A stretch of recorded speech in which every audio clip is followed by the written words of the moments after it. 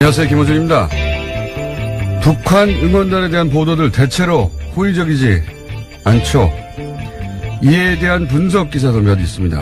북한 응원단에 대한 호기심이 사라졌기 때문이다. 비인간적, 기계적 응원 방식이 우리가 맞지 않는다. 북한과의 대결 국면 때문이다. 13년 만에 남한에 온 응원단입니다. 호기심이라면 줄어들 이유가 없죠. 응원 방식, 북한 응원단이 처음 왔을 때도 우리 정서와 그 방식이 맞아서 인기 있었던 건 아닙니다. 따지고 보면 부에 맞춰 같은 동작을 기계적, 집단적으로 반복하는 건 예를 들면 우리 연고전도 마찬가지죠. 북한과의 대결 역시 항상 있어 왔고 오히려 평화의 계기가 될 수도 있는 터라 이번에 더 반갑다고 할 수도 있었던 겁니다. 제 생각은 그렇습니다. 올림픽 직전 평창 대 평양에 프레임 전쟁이 있었죠. 이 프레임 전쟁으로 인한 자기검열 효과, 그러니까 언론 일반도 응원단을 호의적으로 보도하는 것이 종북, 친북이라는 비판을 받을까봐 자기검열을 한 것이다. 이런 프레임은 일반 시민들에게도 영향을 줍니다. 실제 북한 응원단의 파도 응원을 일반 시민들이 주저하며 받아주지를 않았죠. 대신 언론은 북한 응원단 화장실 사진을 보도하고 밤에 한국 방송을 본다면 몰카 보도를 했습니다. 북한 응원 방식이 비인간적이라고 비판하지만 비인간적인 취급은 오히려 우리가 그들에게 한 거죠. 그 응원을 보고 누가 북한 체제의 우월성을 느낍니까? 우리 체제의 우월성은 제로는 여지없이 명백한 거 아닌가요? 그들을 우리 잔치를 축하해줄 손님으로 맞아줄 아량도 여유도 없이 그들에게 우리가 너무 공존했다. 김어준 생각이었습니다.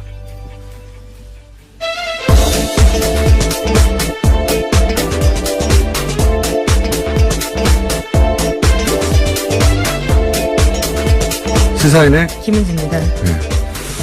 북한 응원단 보도가 별로 없어요. 네, 굉장히 좀 문제가 되는 보도들이 여럿 있었는데요. 그렇죠. 오히려. 근데 제가 이제 굉장히 자기검열 효과가 강하다라고 생각한 게 북한 응원단이 응원할 때 이렇게 처음에 네 군데로 나눠서 앉아가지고 파도 응원을 유도한 적이 있어요. 근데 이제 당연히 따라서 중간에 앉은 한국 일반 시민들이 따라할 거라고 생각했는데 하니까 주저주저하면서 손을 못 올리는 거예요. 제가 그 장면을 본 적이 있는데 이런 평양 프레임 전쟁이 없었으면 당연히 따라했을 거예요. 북한 응원단이든 아니든 간에 축제이기 때문에. 근데 어쨌든 그 과정에서 그런 이제 자기검열 효과, 예.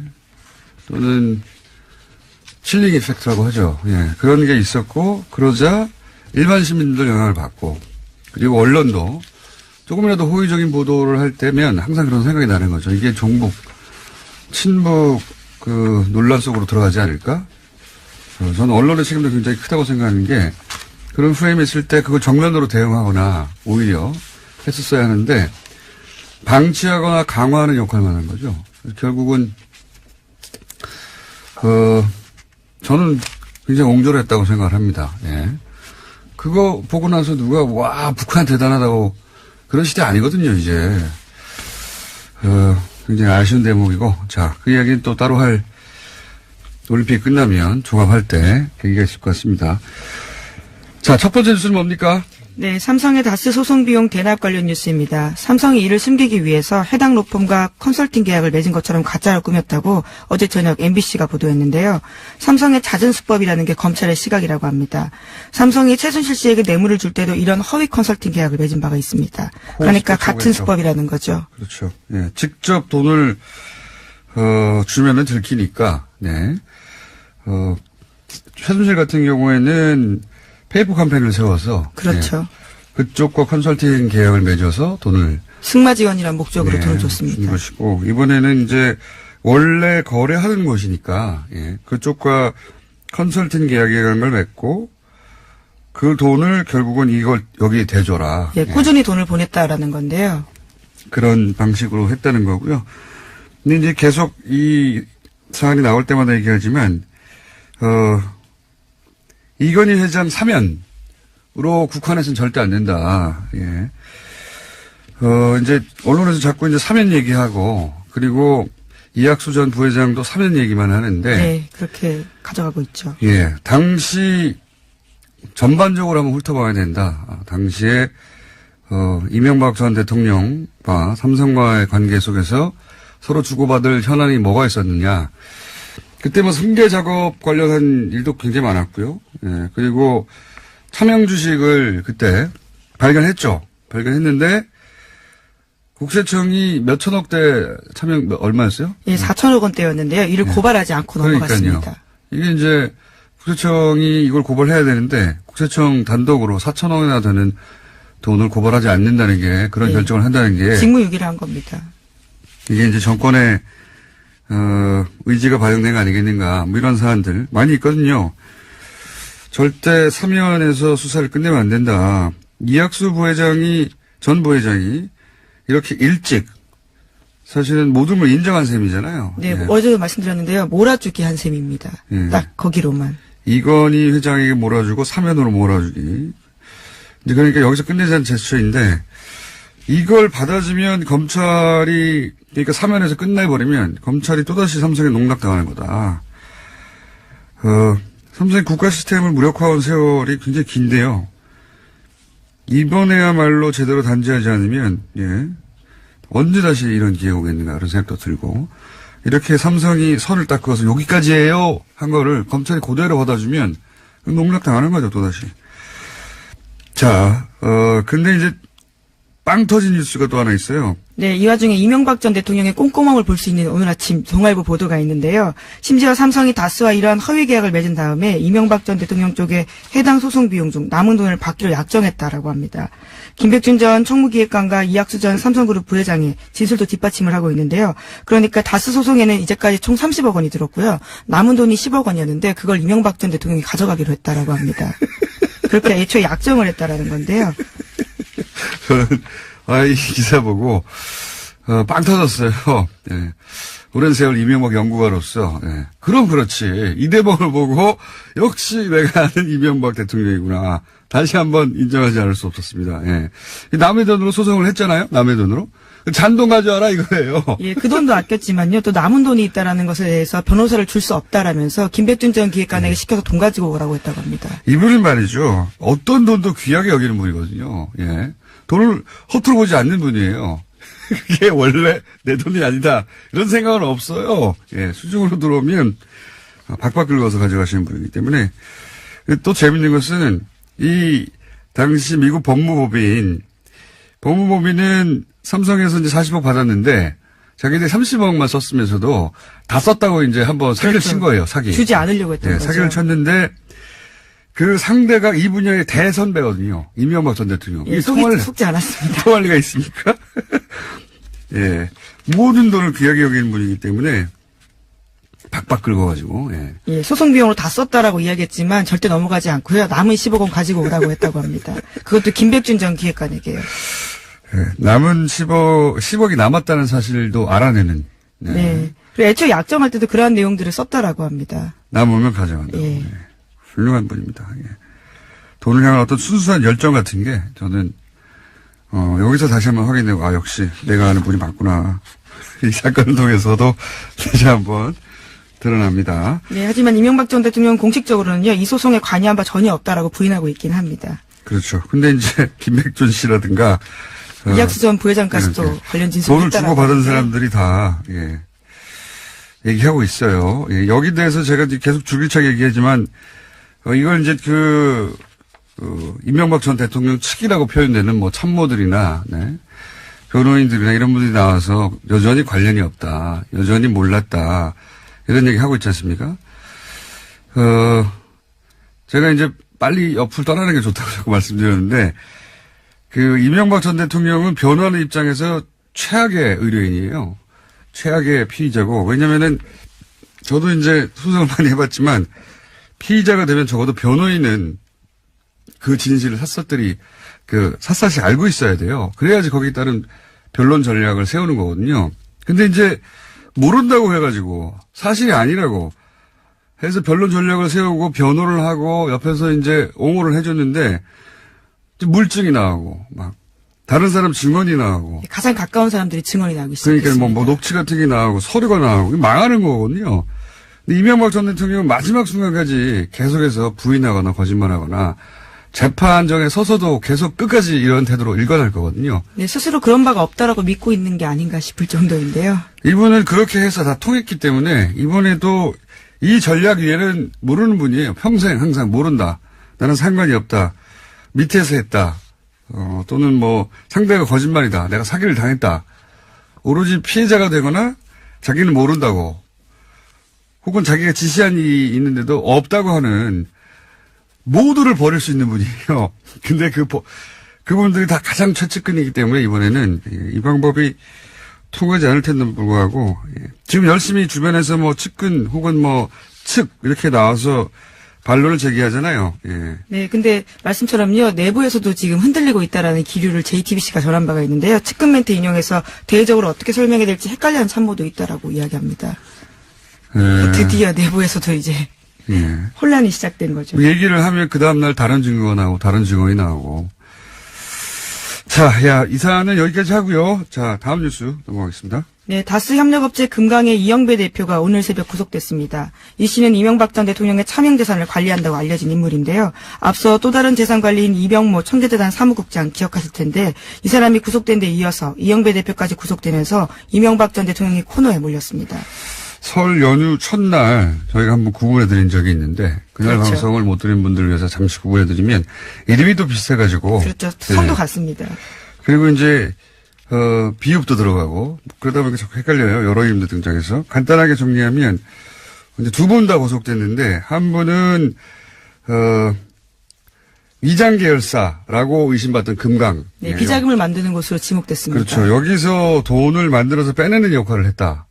이렇게 보시면 되고 그리고 이제 아들 이시영 씨에게 우회 승계를 하는데 도움을 준 위장 계열사를 운영한 분이고 회사를 운영하는 분이고. 네, 담보도 없이 저리로 돈을 빌려줬다라고 합니다. 예. 그리고 이병모 씨는 제가 이제 지난주부터 청계 소굴로 부르기 시작했는데 왜냐하면 모든 범죄가 여기서 총괄됐기 때문에 그리고 모든 범죄 관련 증거들이 여기 은닉되어 있었기 때문에 그런데 여기서 이병모 씨는 그렇게 해서 만들어진 돈을 관리하거나 그러니까 이상은 김재정 차명재산을 관리하거나 차명부동산을 관리하거나 만들어진 재산을 관리하던 분이고 이 영배 씨는 그런 돈을 만들어내던 것이고 이렇게 크게 이해하시면 뭐 맞습니다. 대충. 예. 네, 근데 두 분 다 구속됐다는 사실도 굉장히 중요한데요. 과거에는 재산관리인으로 지목됐을 때, 그러니까 2008년에 정호윤 특검 수사 때는요, 자신이 아니다라고요, 재산관리인이 아니라고 기자회견한 바가 있습니다. 그렇습니다. 두 사람 다 그때는 다 부인했는데 이번엔 다 인정하고 있죠. 네, 자신들이 네, 이병모 국장은 진술을 적극적으로 하고 있다고 합니다. 네, 자신이 관리했던 재산이 이명박 전 대통령의 것이라고. 이 두 사람이 이렇게 돌아선 이상 사실은 오히려 이명박 전 대통령보다 더 확실한 기록과 관리 페이퍼가 있을 거거든요. 그 기록만 찾으면 사실은 끝난 거죠. 예. 네, 실제로 검찰이 이병모 국장의 자동차에서 압수한 외장하드가 있는데요. 여기에는 다수 주식은 물론이고 차명재산 관련된 세금, 입출금 내역 이런 식으로 해당 재산의 주인들이 실제로 알 수 있는 내용들이 굉장히 많다라고 합니다.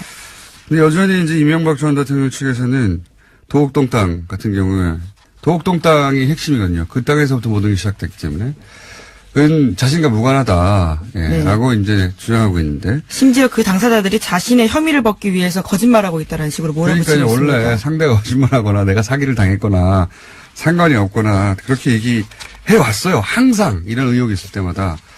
그런데 그 방식으로 어제 되겠지만 대통령까지 됐기 때문에 다른 방식은 사용하지 않을 것이고 앞으로도 지속적으로 모른다, 사기를 당했다, 저 사람들이 거짓말한다라고 계속 할 텐데 이번에는 안 통할 것 같습니다. 자, 다음 뉴스는요. 네, 북미 대화를 원한다라는 미국의 메시지가 점점 분명해지고 있습니다. 렉스 틸러슨 국무장관이 지난 17일 CBS 방송에서 한 말인데요. 북한이 나에게 대화할 준비가 돼 있다고 말하기를 귀 기울이고 있다라고 밝혔습니다. 틸러슨 장관은 또 외무장관으로서 나의 일은 우리가 대화 채널을 열어놓고 있다는 것을 북한이 알도록 하는 것이다라는 말도 했습니다. 사용하는 단어들이 좀 구차하긴 해요. 대화면 대화지 무슨 탐색전 대화가 어디 있고 대화를 하면 대화를 하는 거죠, 그냥. 그리고 대화를 하는 이유는 결국은 이제 협상을 하기 위한 것인데, 대화가 협상은 아니다라고. 둘이 사귀합니까? 다 결국은 협상하려고 하는 거지. 그렇긴 한데, 어쨌든 북미 대화가 있을 거란 분명한 징후가 계속 보이고 있습니다. 네. 자, 그런 이야기가 미국에서 계속 흘러나오고 있고요. 다음 수는요? 네, 또 로버트 뮬러 특검이 재작년 대선에 개입한 혐의로 러시아 인사 13명가요, 기관 3곳을 기소했다라고 합니다. 이에 대해서 트럼프 대통령은 일절 부인하고 있는데요. 자신은 러시아가 선거에 개입하지 않았다고 말한 적이 없다라면서 아예 발뺌까지 하고 있습니다. 여기서 기소한 건 제가 작년 말에 한번 언급한 기억이 나는데, 러시아 댓글 부대예요. 여기가 이제, 회사 이름이 인터넷 리서치 에이전시, 최근엔 글라브세스 이름을 바꿔서 러시아로 예. 바꿨는데, 여기가 댓글 공장이에요, 러시아.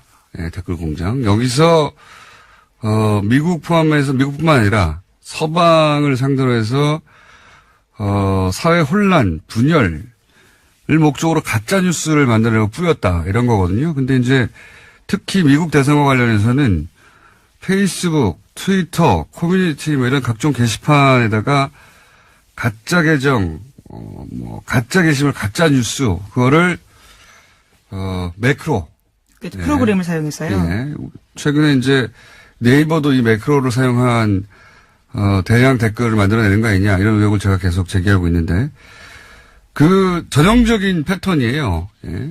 근데 이런 걸 만들어서 지난 대선에 어떤 뉴스를 뿌렸냐면, 힐러리한테는 불리하고 트럼프한테는 유리한 대량의 기사를 만들어냈다는 겁니다. 네, 예. 그 규모가 어마어마한데요. 직원들의 게시글이 1억 2,600만 명에게 전달됐다라고 이번에 조사됐다고 합니다. 우리나라 국정원 시발단 댓글 공작 그 기법이 근본적으로 똑같아요. 완전히 똑같고 왜냐면은 기법이 다를 수가 없어요. 예, 전 세계적으로. 차이는 우리는 이제 자국민을 상대로 했다는 거고 여기는 미국이나 서방 자신들이 생각하는 라이벌이나 적국을 상대로 했다는 게 차이가 있는 거고. 그러니까 거기는 댓글 공작을 상대 국가를 향해서 한 것이고, 예, 우리는 우리 국민을 상대로 심리전을 한 것이죠. 예. 요 얘기는, 댓글 매크로가 국내에서도 사용되고 있나 계속 추적하고 있는 바인데 제가, 묶어서 한번 전문가 저희가 초대해서 자세히 한번 다뤄볼 생각입니다. 근데 어쨌든, 국내에서 있었던 것 같은 기법, 똑같은 기법이에요. 자세히 읽어보면. 기사도 많이 나왔는데. 그런 기법으로 미국의 선거를 선거에 개입했다고 대선에, 네. 지금 그 미국 특검이 러시아 사람들을 기소했습니다. 기소한 겁니다. 오늘 여기까지 해야 되겠습니다. 시사인의 김은지였습니다. 감사합니다. 자, 여기서 저희가 이제 삼성의 다스 소송비 대납 의혹을 다뤘는데, 이에 대해서 이명박 전 대통령 측은 미국 로펌 에이킨 검프에서 무료 변론을 미끼로 접근해서 사기를 당했다고 주장하고 있죠. 과연 이게 가능한 이야기인지, 당시 소송 상대방 당사자인 옵셔널을 변호했던 미국의 메리리 변호사 전화 연결해서 한번 물어보겠습니다. 안녕하세요, 변호사님. 안녕하세요, 공장장님. 네, 반갑습니다. 자, 네. 우선 이 소송을 맡은 미국의 로펌 에이킨 검프, 굉장히 유명한 큰 회사라고 하는데 이 회사가 어떤 로펌인지 좀 소개를 해주십시오. 제가 알기로는 저도 이제 관련된 사건을 했기 때문에 조사도 많이 하고 했는데 제가 알기로는 가장 이해하기 쉽게 한국의 김앤장으로 생각하시면 돼요. 아, 그렇군요. 예. 그러니까 그 네임 밸류라든지 아니면 그 사람들이 갖고 있는 네트워크라든지 이런 모든 게 그 어마어마한 조직력과 그다음에 그 라비 파워를 갖고 있는 그런 예. 엄청난 법률 회사라고 생각하시면 되고 그 회사 사람들이 떴을 때는 개인의 어떤 실력이라기보다는 그 법률 회사의 이름으로 판사를 움직일 수 있는 그런 파워가 있다고 생각하시면 되죠. 그 정도군요. 미국에서 대단한 네임밸류를 가졌군요. 네. 그래서 이 에이킨 건프가 이 일이 있기 이전부터 삼성 소송을 대리한 것으로 알려졌는데 삼성과는 언제부터 계약을 맺거나 인연을 맺은 걸로 알고 계십니까? 제가 알기로는 98년 무렵부터 계속 그 삼성전자의 미국 법인의 그 고문 변호사로 거의 그 대리인의 역할을 다 했던 걸로 알아요.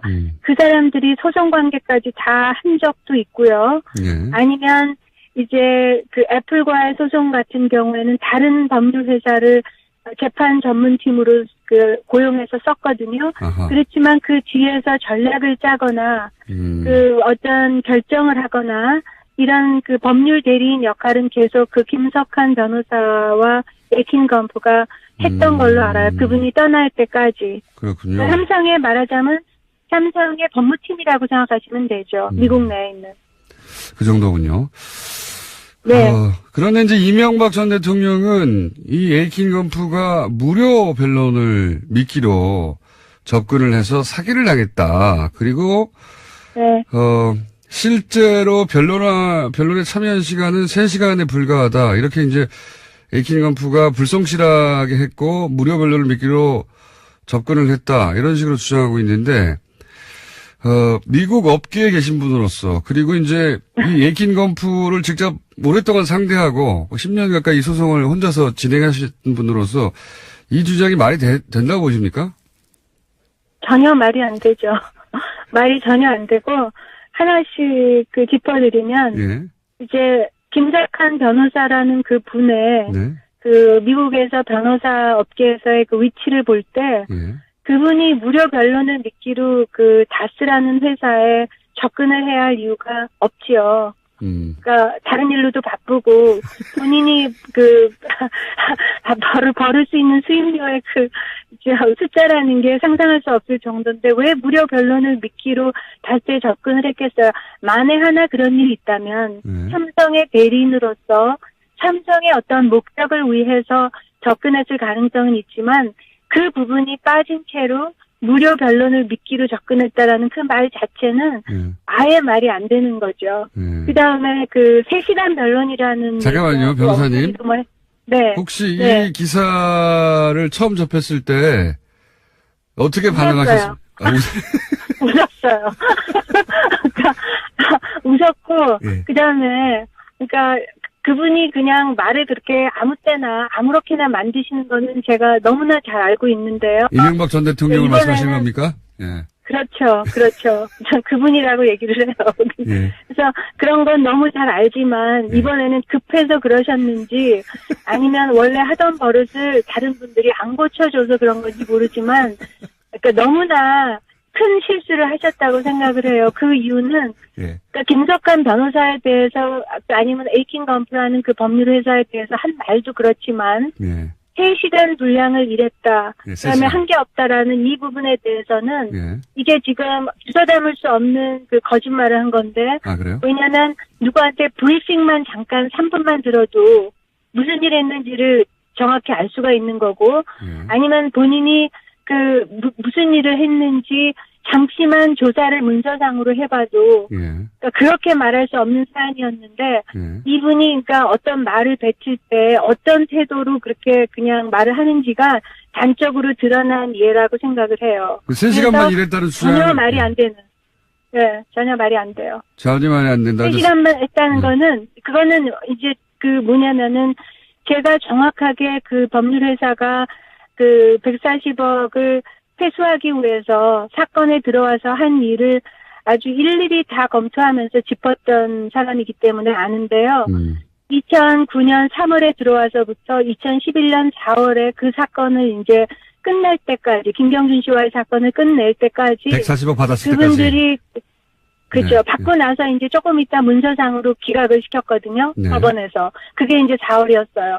그때까지 워싱턴 DC에 있는 몇 명의 변호사들이 로스앤젤레스에 출두를 했고요. 실제로. 예. 그다음에 한국에 와서 제가 알기로는 과거 옵셔널 직원들을 예. 이제 자체적으로 자기들이 그 펼칠 그 어떤 변론을 위해서 5명, 6명을 오랫동안 한국에서 여러 명이 나와서 정오의 증언이라고 증언 제출을 해서 기록 만들고 하는 그런 일을 많이 한 걸로 알아요. 그리고 그분들이 실제로 그런 법률 일을 한 거 이외에 분명히 이제 워싱턴 DC에 있는 미국의 연방 법무부, 그게 이제 그 돈을 이제 몰수 청구권의 돈을 처음에 동결했던 그 담당자이기 때문에 법무부라든지 스위스에 있는 제네바 검찰이라든지 또 그다음에 실제로 몰수 청구 사건을 담당한 다른 법률팀이 있었거든요.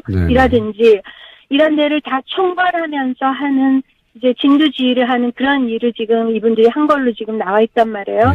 그렇다면 그분들의 그 레이트는 그 전에 달스 변호사였던 림 루거의 저는 2배 이상이라고 보거든요.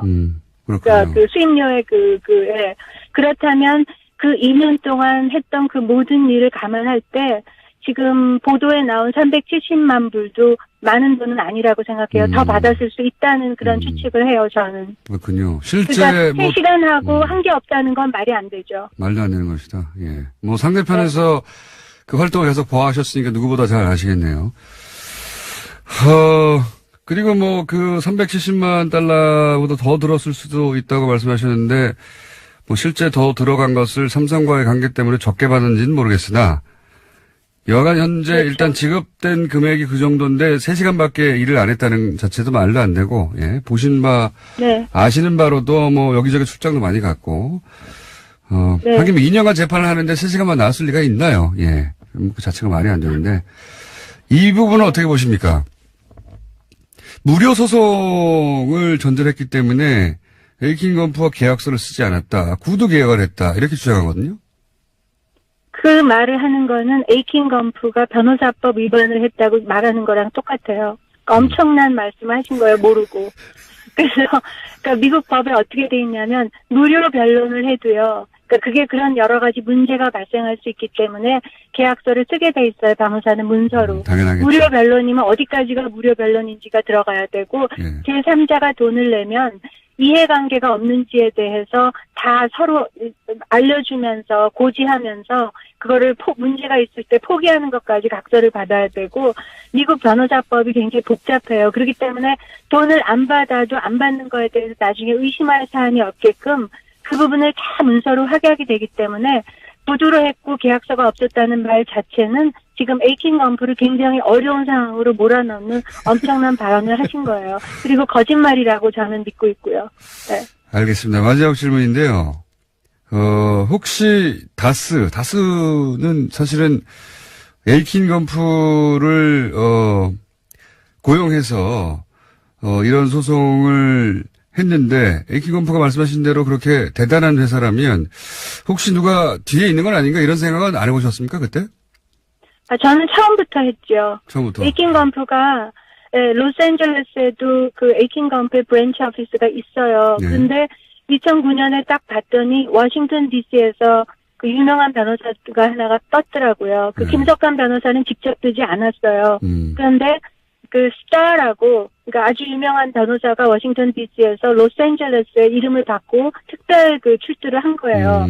그래서 일을 워싱턴 DC에서 하는 걸 보고 저는 그때 알았어요. 그냥 그러니까 누가 돈을 대는 건지는 몰랐지만 저는 항상 돈을 누군가가 대고 있고 저는 현대를 의심하고 있었죠. 현대 아니면 기아. 왜냐하면 왜 그러냐 하면 자동차 업계에서 서로 관계가 있잖아요. 그리고 옛날에 거기 일했었고 그리고 현대가 많은 베네핏을 대통령한테 얻고 있는 걸로 그냥 저는 추측이 됐기 때문에 얼마든지 현대와는 그런 거래가 있을 수 있다. 그건 사건 하나 몰아주면서 50만 불 받을 걸 100만 불 청구를 하면 되는 거거든요. 아주 그렇죠. 간단해요. 그리고 100만 불 받을 걸 300만 불 이쪽에 청구하면 되기 때문에 이렇게 나간 기록을 만들 필요도 없이 자체 회사에서 빌링한 것처럼 만들어서 얼마든지 할 수 있는 구조라 저는 그런 회사들을 의심하면서 분명히 다른 회사에서 내고 있다고 저는 100% 확신을 하고 있었어요. 그거는 왜냐?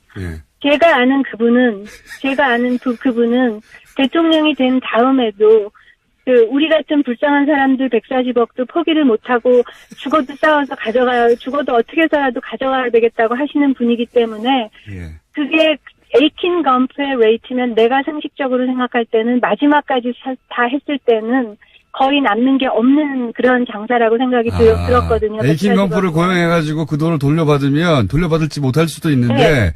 다 끝나고 나면. 변호사비로 나가는 거예요. 변호사비로 나갈, 그 정도 일이었기 때문에. 그 정도의 그런 레벨이기 때문에 저는 에이킹 건프가 떴을 때 그거는 본인 돈으로 할 수가 없는 그 상황이다라는 거를 확실하게 믿었고, 계속 누가 되냐 그거를 이렇게 의심하면서 찾고 있었어요. 근데 삼성이라고는 상상도 안 했어요. 근데 마침 삼성이 나오고 나서 봤더니 이제 이해가 다 가는 거죠.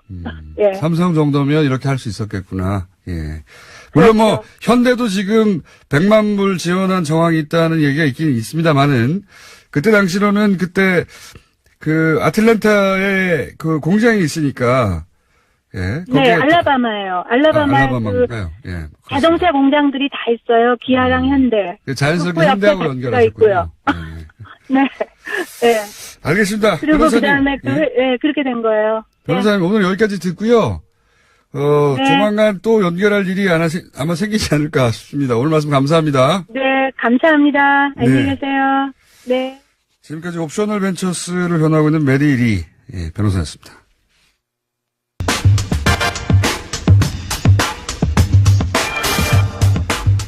자, 이재용 판결 저희가 계속 짚어왔는데 오늘 좀 마무리를 해보겠습니다. 이정렬 전 부장판사님, 법무법인 동안의 사무장으로 계신 분 전화 연결됐습니다. 안녕하십니까? 네, 공장장님 안녕하세요. 새해 복 많이 받으세요. 이렇게 뒷북을. 자, 저희가 몇 번에 걸쳐서 얘기를 했는데 오늘 좀 정리를 좀 해보죠. 우선 첫 번째가 뇌물 액수가 가장 큰 거는 제3자 뇌물죄였습니다. 예. 네. 이 부분을 다 무죄로 했는데, 무죄를 만든 논리가 이런 거였습니다. 제가 한번 얘기해 볼 테니까 만나봐 주십시오. 제3자 뇌물죄는 이제 제3자한테 쿠션을 줘서 넘기는 거라서 이 경우는 이제 재단이 되는 거죠. 예. 네. 그러니까 재단을 세워서 뇌물을 받았다 이런 거죠. 네. 박근혜 전 대통령이 직접 받거나 최순실 씨가 직접 받은 게 아니라 그렇게 제3자를 내세워서 그쪽에 뇌물을 줬다 이건데 그러려면은 부정한 청탁이 있어야 된다. 네. 그리고 부정한 청탁이 있으려면 청탁을 할 내용에 해당되는 현안이 있어야 한다.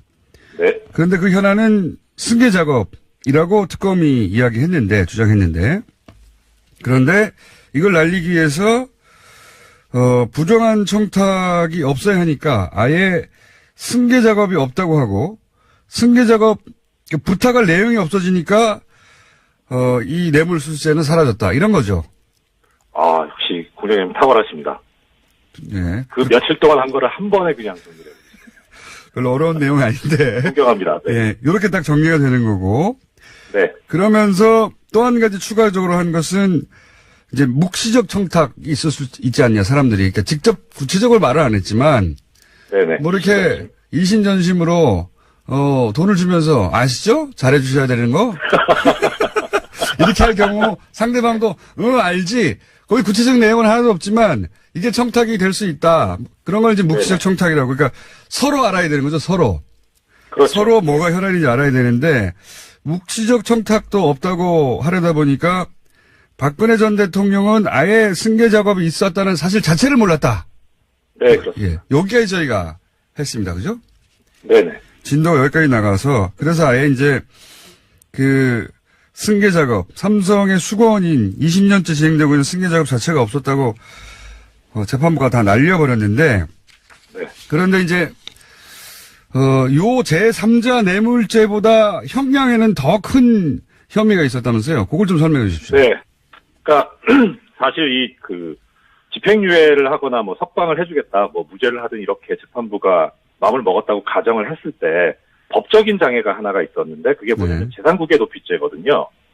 그러니까 뇌물공여 자체는 덩어리는 크지만 이게 5년 이하의 징역이어가지고 뭐 집행유예라는데 법적인 장애는 없어요. 그런데 재산국외 도피죄는 국외 도피한 그 액수가 50억이 넘어가면 최하가 10년이거든요. 징역 10년. 아. 그래서 판사가 재량으로 깎아줄 수 있는 게 절반까지 깎아줄 수 있는데 5년이 되잖아요. 절반을 깎으면.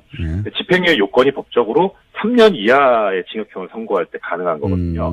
그러니까 이 재산국외 도피가 인정이 돼버리면 아예 집행유예가 법적으로 불가능해지는 거예요. 그렇군요.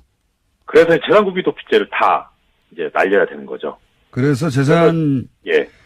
국외재산 도피죄가 전부 무죄가 돼버렸죠? 예. 그렇죠. 전부 무죄가 됐죠. 예. 그래서. 사실 그 논리가 좀 해괴하긴 한데 너무 길어가지고 설명드리긴 좀 곤란하고, 예.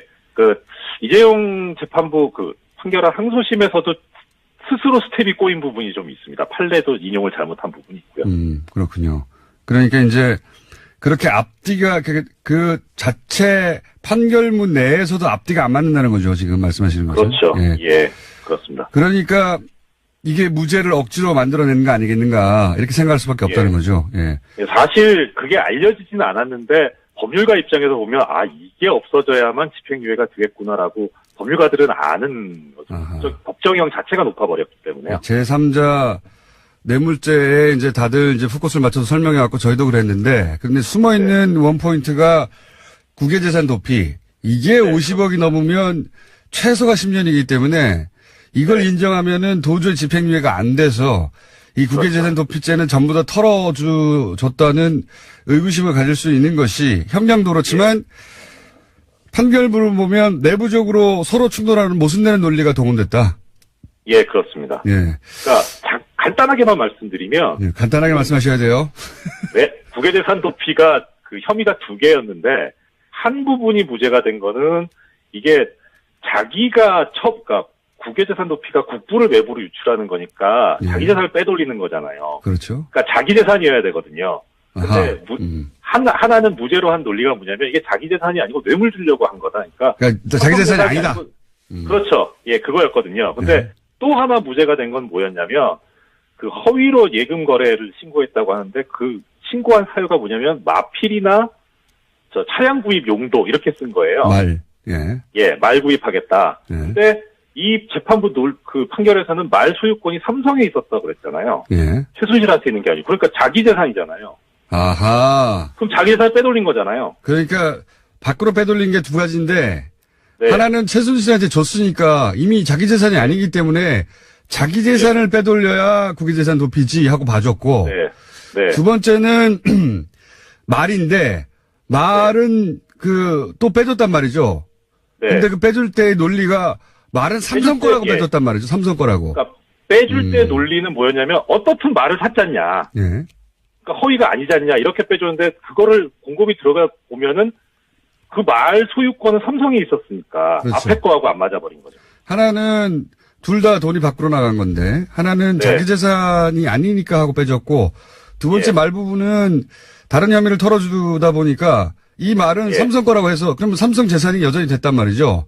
네, 그러니까 그렇죠. 말 산 돈이 빠져나간 건 적어도 국외재산 도피로 그 논리라면 적용해야 되는데 그렇죠. 둘 다 빼주기 위해서 서로 모순되는 논리를 적용했다. 그렇죠. 잘 설명하셨고요. 제가 잘 알아들었습니다. 자, 요거는 판사님만 짚어낸 포인트입니다. 벌써 시간이 안 나오셔가지고, 몇 분 안 남았는데, 한 가지만 더 여쭤보겠습니다. 말 소유권을 1심 때는, 그죠? 1심 때는 결국 말은 최순실 것이다. 이렇게 판결하는 셈이고, 2심 때는 아니다. 삼성에 있는 것이다. 판결했어요. 결정적으로 제가 궁금한 것은, 2심은 그렇게 털어줬다고 쳐요. 근데 1심은 왜 말이 최순실 거라고 판결한 겁니까? 그때 삼성에서 이 말은 우리 거요 하고 이제 계약서를 내놨지 않습니까? 그 계약서의 내용은 자기들이 말을 처분할 수 있다는 내용인데 말을 처분할 수 있다는 건 결국 내 거라는 소리니까 삼성이 그 계약서를 근거로 이 말은 우리 거요 이렇게 주장했단 말이죠. 그렇죠. 근데 왜 이 계약서가 부인되죠? 그 합의서가 제출이 됐는데 그 합의서가 재판 과정에서 제출이 됐고 작성일자도 재판 과정, 1심 재판 과정에 있는 일자였어요. 그래서 재판부에서 보기에 이 합의서 내용을 보니까 재판에서 쟁점이 되는 사항들이 다 들어가 있는 거예요. 그 합의서에. 그러니까 이제 문제가 될 만한 건 다 법적으로 제거를 하겠다고 법률가들이 애를 쓰신 거죠. 그러니까 본인 입장에서 보니까 이거 이 재판에서 유리하게 쓰려고 만들어낸 거 아니냐. 그러니까 이걸 어떻게 믿냐 해가지고 이것을 믿을 수 없고 그러니까 오히려 역으로 이제 증거까지 조작한 그런 상태가 돼버렸으니 이 그 계약이 있었다는 거, 삼성과 마주 사이에 계약이 있었다는 걸 안 믿어버린 거죠. 아하. 그리고 1심 재판부에서는 1심 재판정에서 쟁점이 됐던 대목들이 이 계약서가 나중에 나는데 그 계약서를 봤더니 그 쟁점을 어떻게 알았는지 그 쟁점들을 다 해소하는 내용으로 적혀 있으니까 네. 이거 나중에 적었구만 하고 네. 법률가가 네. 판사 입장에서 보기엔 야 이거 우리 재판정에서 논란이 됐던 거 다 여기 적혀 있네. 그게 가짜구만. 너무 꼼꼼하게 쟁점들을 다 해소하려고 하다 보니까 오히려 들킨 거죠. 예. 그렇죠. 들켰죠. 예, 예. 그래서 예. 그래서 그 예. 말씀. 합의서를 가짜라고 판결한 거 아닙니까? 말하자면. 그렇죠. 예. 1심에서는. 허위다 이렇게 했죠. 네. 2심에서는 그걸 그러면 진짜라고 인정했는데 진짜인 이유가 설명됐나요? 진짜라고 인정한 것 같지도 않고 이 부분에서 아무 얘기가 없어요. 그래서 뭘 어떻게 이걸 진짜라고 본 건지 저도 되게 궁금한데 몇 번 찾아봐도 안 나와가지고 아예 그냥 그게 문제가 되니까 눈을 감은 거 아닌가. 그러니까 다른 진술만 가지고 이제 다른 사람의 증언이나 진술만 가지고 말 소유권이 삼성에 있다 이렇게 그냥 인정을 했더라고요. 예. 하여튼 이 판결문을 저도 사실은 읽어봤는데 160페이지가 넘어요. 근데 네. 앞에 부분은 뭐 그렇다 치고 뒤로 가면 갈수록 뭐 야 이거 말이 앞뒤가 안 맞잖아 이런 대목 계속 나옵니다. 제가 봐도 예 근데 이제 전문가들이 보면 더 그렇겠죠. 요렇게 일단 정리를 하겠습니다. 앞으로 네. 이재용 삼성 부회장 관련 얘기가 나올 때마다 또 모셔서 또 얘기를 하긴 할 텐데요. 예. 네. 일단은 판결문에 관해서는 여기까지 정리를 하고 큰 골자는 정리된 것 같으니까 네. 한 가지 더 여쭤보겠습니다. 우병우 전 민정수석이 네. 지금 곧 1심 판결이 있을 예정인데 요거 이제 네. 언론에 관심이 약간 벗어나 있는데 검찰은 8년을 구형했어요. 예. 네. 그리고 진작에 선고율이 잡혔다가 지금 예. 뒤로 미뤄졌습니다. 예. 미뤄졌는데 1심 판결은 어떻게 예상하십니까? 그렇게 직권남용죄가 인정 범위가 판례상 넓지가 않아가지고 약간 좀 걱정은 되는데요. 일단 선고가 연기됐던 거 이유만 조금 짐작을 해보자면, 네.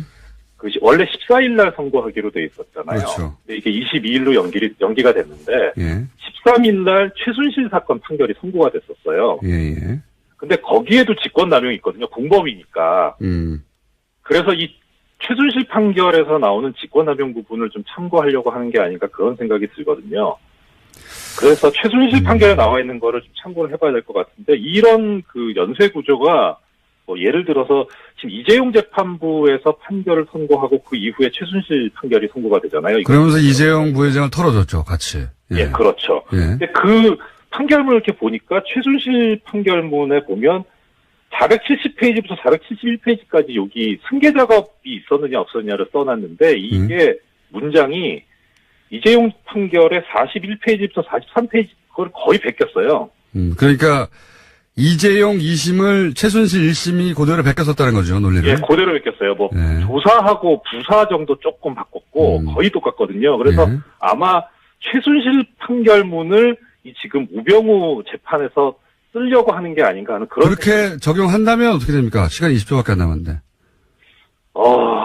그렇게 된다면은 직권남용 폭넓게 인정이 됐기 때문에 뭐 그렇게 우병우 전 수석한테 유리한 재판이 선고될 것 같지는 않습니다. 그렇게 된다면 이 경우에는.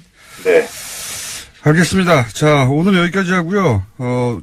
정원 특검 얘기도 해야 되는데 오늘 여기까지만 해야 될 것 같습니다. 그 이야기는 다음에 하는 것으로. 오늘 말씀 감사합니다. 예, 감사합니다. 이정렬 전 부장 판사였습니다.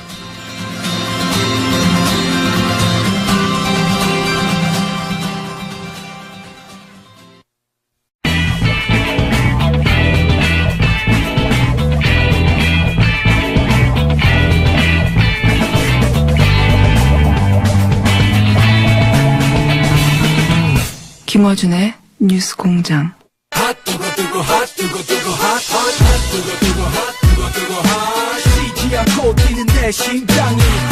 최근 엄청나게 핫한 분입니다. 바른미래당 하태경 최고위원 나오셨습니다. 예, 안녕하세요. 하태경입니다. 세계 신기록 보유자입니다. 네.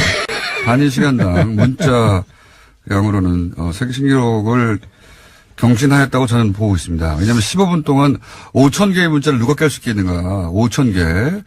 그래서 저희가 축하 음악을 준비했습니다. 네, 세계 챔피언 등극을 축하하는.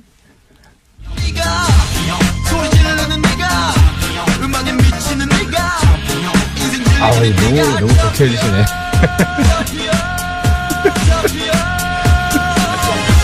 근데 저도 놀랐습니다. 엄청 놀랐고. 가사를 잘 들어보세요. 소리 지르는 네가 챔피언.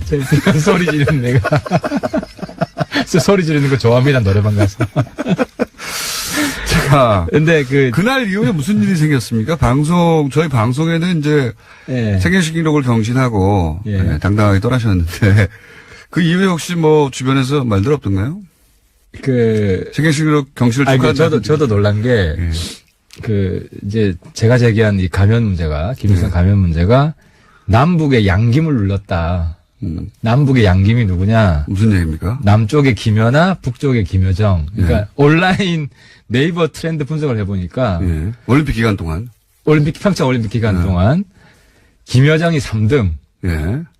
그 온라인 이렇게 분포도가 나오잖아요. 예. 김연아가 2등. 예. 1등이 김일성 가면. 예.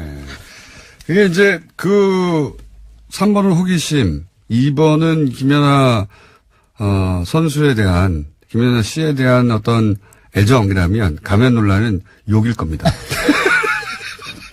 저희 문자 폭주량에 비춰볼 때 부정적인 반응 90. 그러니까 막 쏟아낸 것이죠, 사람들이. 젊은 층한테는 확실히 제가 많이 점수를 잃은 것 같아요. 이건 정치인으로 숙명이라고 생각하고.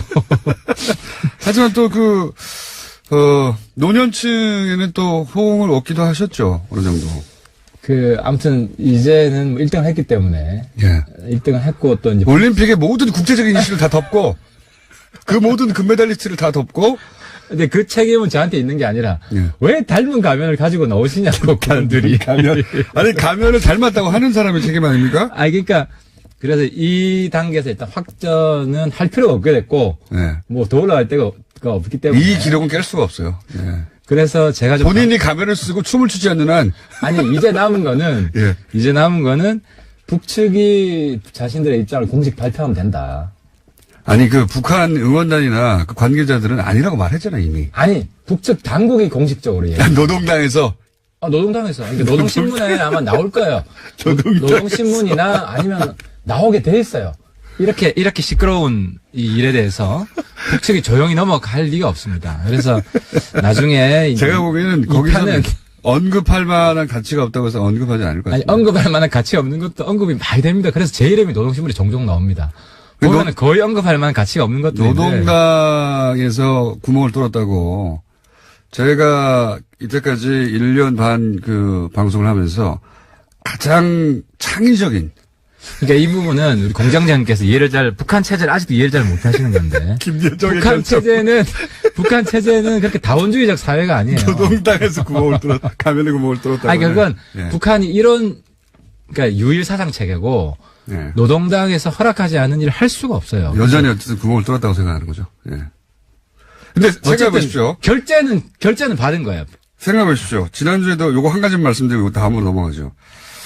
김일성 가면인데 김일성 가면이 아니라고 응원단이나 지금 내려온 북측 관계자가 얘기를 했어요. 그러면은 아니 공식적으로 이야기한 게 아니지. 그러니까 그 부분을 제가 문제 삼는 건데 공식이든 비공식이든 간에 중요한 것은 비공식이 그 안에서 예를 들어 다른 사람들이 그러니까 그 부분이 좀 비겁한 거예요. 한국 정부가 잘못한 거고. 어떻게 비겁한 겁니까? 예를 들어 북측이 김일성 닮은 가면을 가지고 나왔는데 왜 우리끼리 싸우게 조장을 하냐는 거지. 아니, 북한이 본인이 만들어낸 거잖아요, 조장을. 저는 닮았다고 한 죄밖에 없어요, 저는.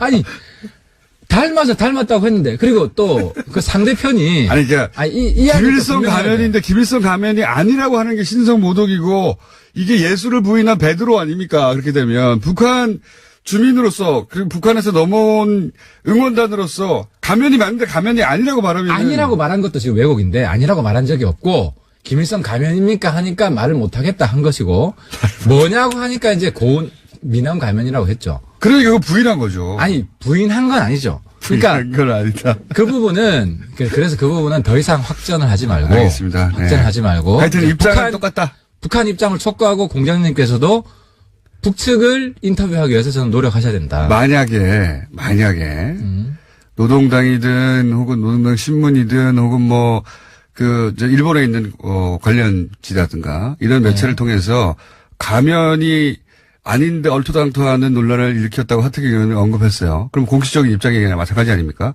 조선신보 정도 나오더라도. 예. 그러면 이제 부인한 거죠, 공식적으로. 확인할 수 있는 거죠. 예. 북한 가면인, 김일성 가면인데 부인한다는 건 있을 수 없는 일이잖아요. 신성모독이잖아요. 공식적인 그럴 수 입장이죠. 없어요. 김일성 가면이 아닌데 김일성 가면이라 할 수도 없고. 그렇죠. 인데 아니라고 할 수도 그렇죠. 없어요. 네, 그렇습니다. 만약에 그렇게 조선신보나 관련 매체 등등에서 입장이 나온다. 그때는 어떻게 저도 입장을 내야죠. 그러면 당연히 공인으로서 입장을 내야죠. 어떻게 내실 겁니까? 그럴 경우에. 그거는 어떤 입장이 나오기를 봐야 되고, 저는 똑같이 거기서 입장이 나오면, 네. 이번에 어쨌든 본인의 입장을 표명하셨던 분들도 이렇게 저렇게 네. 입장을 내시기를 저도 바랍니다. 아니, 그러니까 그거는 이제 책임을 져야지. 북한에서 아니라고 할 경우에 공식적으로 간주할 수 있는. 저는 닮았는데 북한에서 닮았다고 하죠. 그러니까 나는 내 눈이 사람들은 이제 하태경 눈이 이상하다 그러는데 실제로 보면 닮았잖아요. 그러니까 북한에서 그걸 부인할 수가 없어요. 부인할 수가 없다. 알겠습니다. 다들 부인했을 경우에는 다들 넘어가지 지금. 부인했을 경우는 그때 가서 보자. 그때 가서 보자. 예. 그때 가서 염색하세요 그러면. 근데 빨간색으로 염색해. 빨간색으로. 근데 지난번에 우리 얘기한 거 기억나요? 박근혜 정부 때 또 여전히 댓글 공작이 있었느냐? 있었을 것이다. 아직까지 확인된 거 없잖아요. 자, 두고 봅시다. 예. 이미 6개월 지나서 염색해야 돼요, 공장장이. 그런 정황은 이미 많이 나왔어요. 결정적인 증거가 하나도 없잖아. 그러니까 아무리 낯이 뜨거워도 그걸로 수사하고 있는데 자기들이 수사하는데 또 뒤에서 해? 이거 안 되지. 너무 보죠. 그렇게 네. 소설 쓰시면 안 돼요. 그거. 두고 봐요, 이제. 두고 보는데, 요 북한 관련은, 2탄 염색 2번, 염색 2번. 예. 그러니까 하려면 우리 민트색으로 해야지, 우리 당 민트? 색깔. 예. 확 튀는 걸로, 예. 민트색으로 하시고, 검색어에 오르신 다음에, 예. 책임시기로 한번 더 세워놓은 걸로.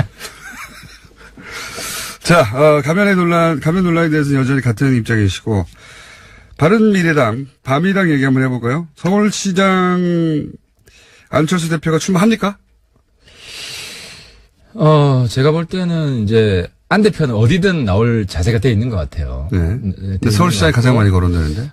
가장 많이 거론되죠. 네. 실제로 제일 경쟁력 있는 분 중에 하나고, 그 주변 분들도 서울시장 말씀을 많이 하세요. 네. 많이 하시는데. 결국 나오나요, 근데? 근데 이제 우리 지금 이제 우리 창당하고 휴가 지내고 이제 막 모이기 시작해서 일단 전국적인 전략을 좀 수립할 필요가 있을 것 같아요. 그래서 어떤 식으로 배치하는 게. 보궐선거에 나갈 수도 있다는 얘기도 있긴 있었거든요. 그런 안도 있어요. 근데 보궐선. 극소수안. 네. 극소수안이고 다수안은 어쨌든, 광역, 단체장, 네. 서울시장, 부산시장, 이렇게 얘기가 나오는데. 둘 중에는 서울시장이 더 확률이 높은 것 같고요, 그죠? 근데 어디든 나간다. 나가긴 나간다. 예, 저는 그렇게 봅니다. 반드시 어디든 나간다. 나가는데, 어디는 나간다고 전제하고 보면 서울시장이 더 확률이 제가 높지 볼 때 않겠네요. 1순위는 서울시장, 2순위는 부산시장, 이런 식으로 가지 않을까. 부산에서도 지금 현재 기준의 여론조사로는 그렇게 지지율이 나오진 않습니다. 안 대표요? 예. 이미 몇 번 했고, 예. 한 20% 중반대? 이제. 무슨 여론조사를 보셨는지 모르겠는데, 그렇게까지 나오는 건 못 아니요, 봤네요. 그렇게 나왔어요. 실제로. 그리고 우리 바른미래당이. 최근 여론조사무소에 검색해보고 제가 알려드릴게요. 한번 검색해보세요. 3파전 했을 때는 충분히 한 20% 이상 나옵니다. 20% 정도 나온다. 네. 거의 지난 시간에 나오셔가지고 부산에서 안철수 대표 인기가 너무 올라가지고 다 안철수 한다고 하셨는데 3위예요 여전히. 예. 그렇게 인정한다 하더라고. 그 부분은 네. 그게 사실은 아직까지 저희 당이 충분히 알려지지 않았기 때문에. 네. 근데 이제 제가 이번에 지역 가서 이제 많이 들은 이야기는 예. 마이크를 턱으로 자꾸 미시는. 예.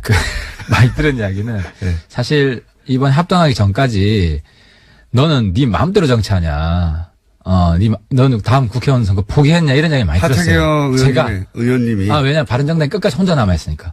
음. 원래 이제 바른정당에 부산, 울산, 경남이 9명이었어요. 네.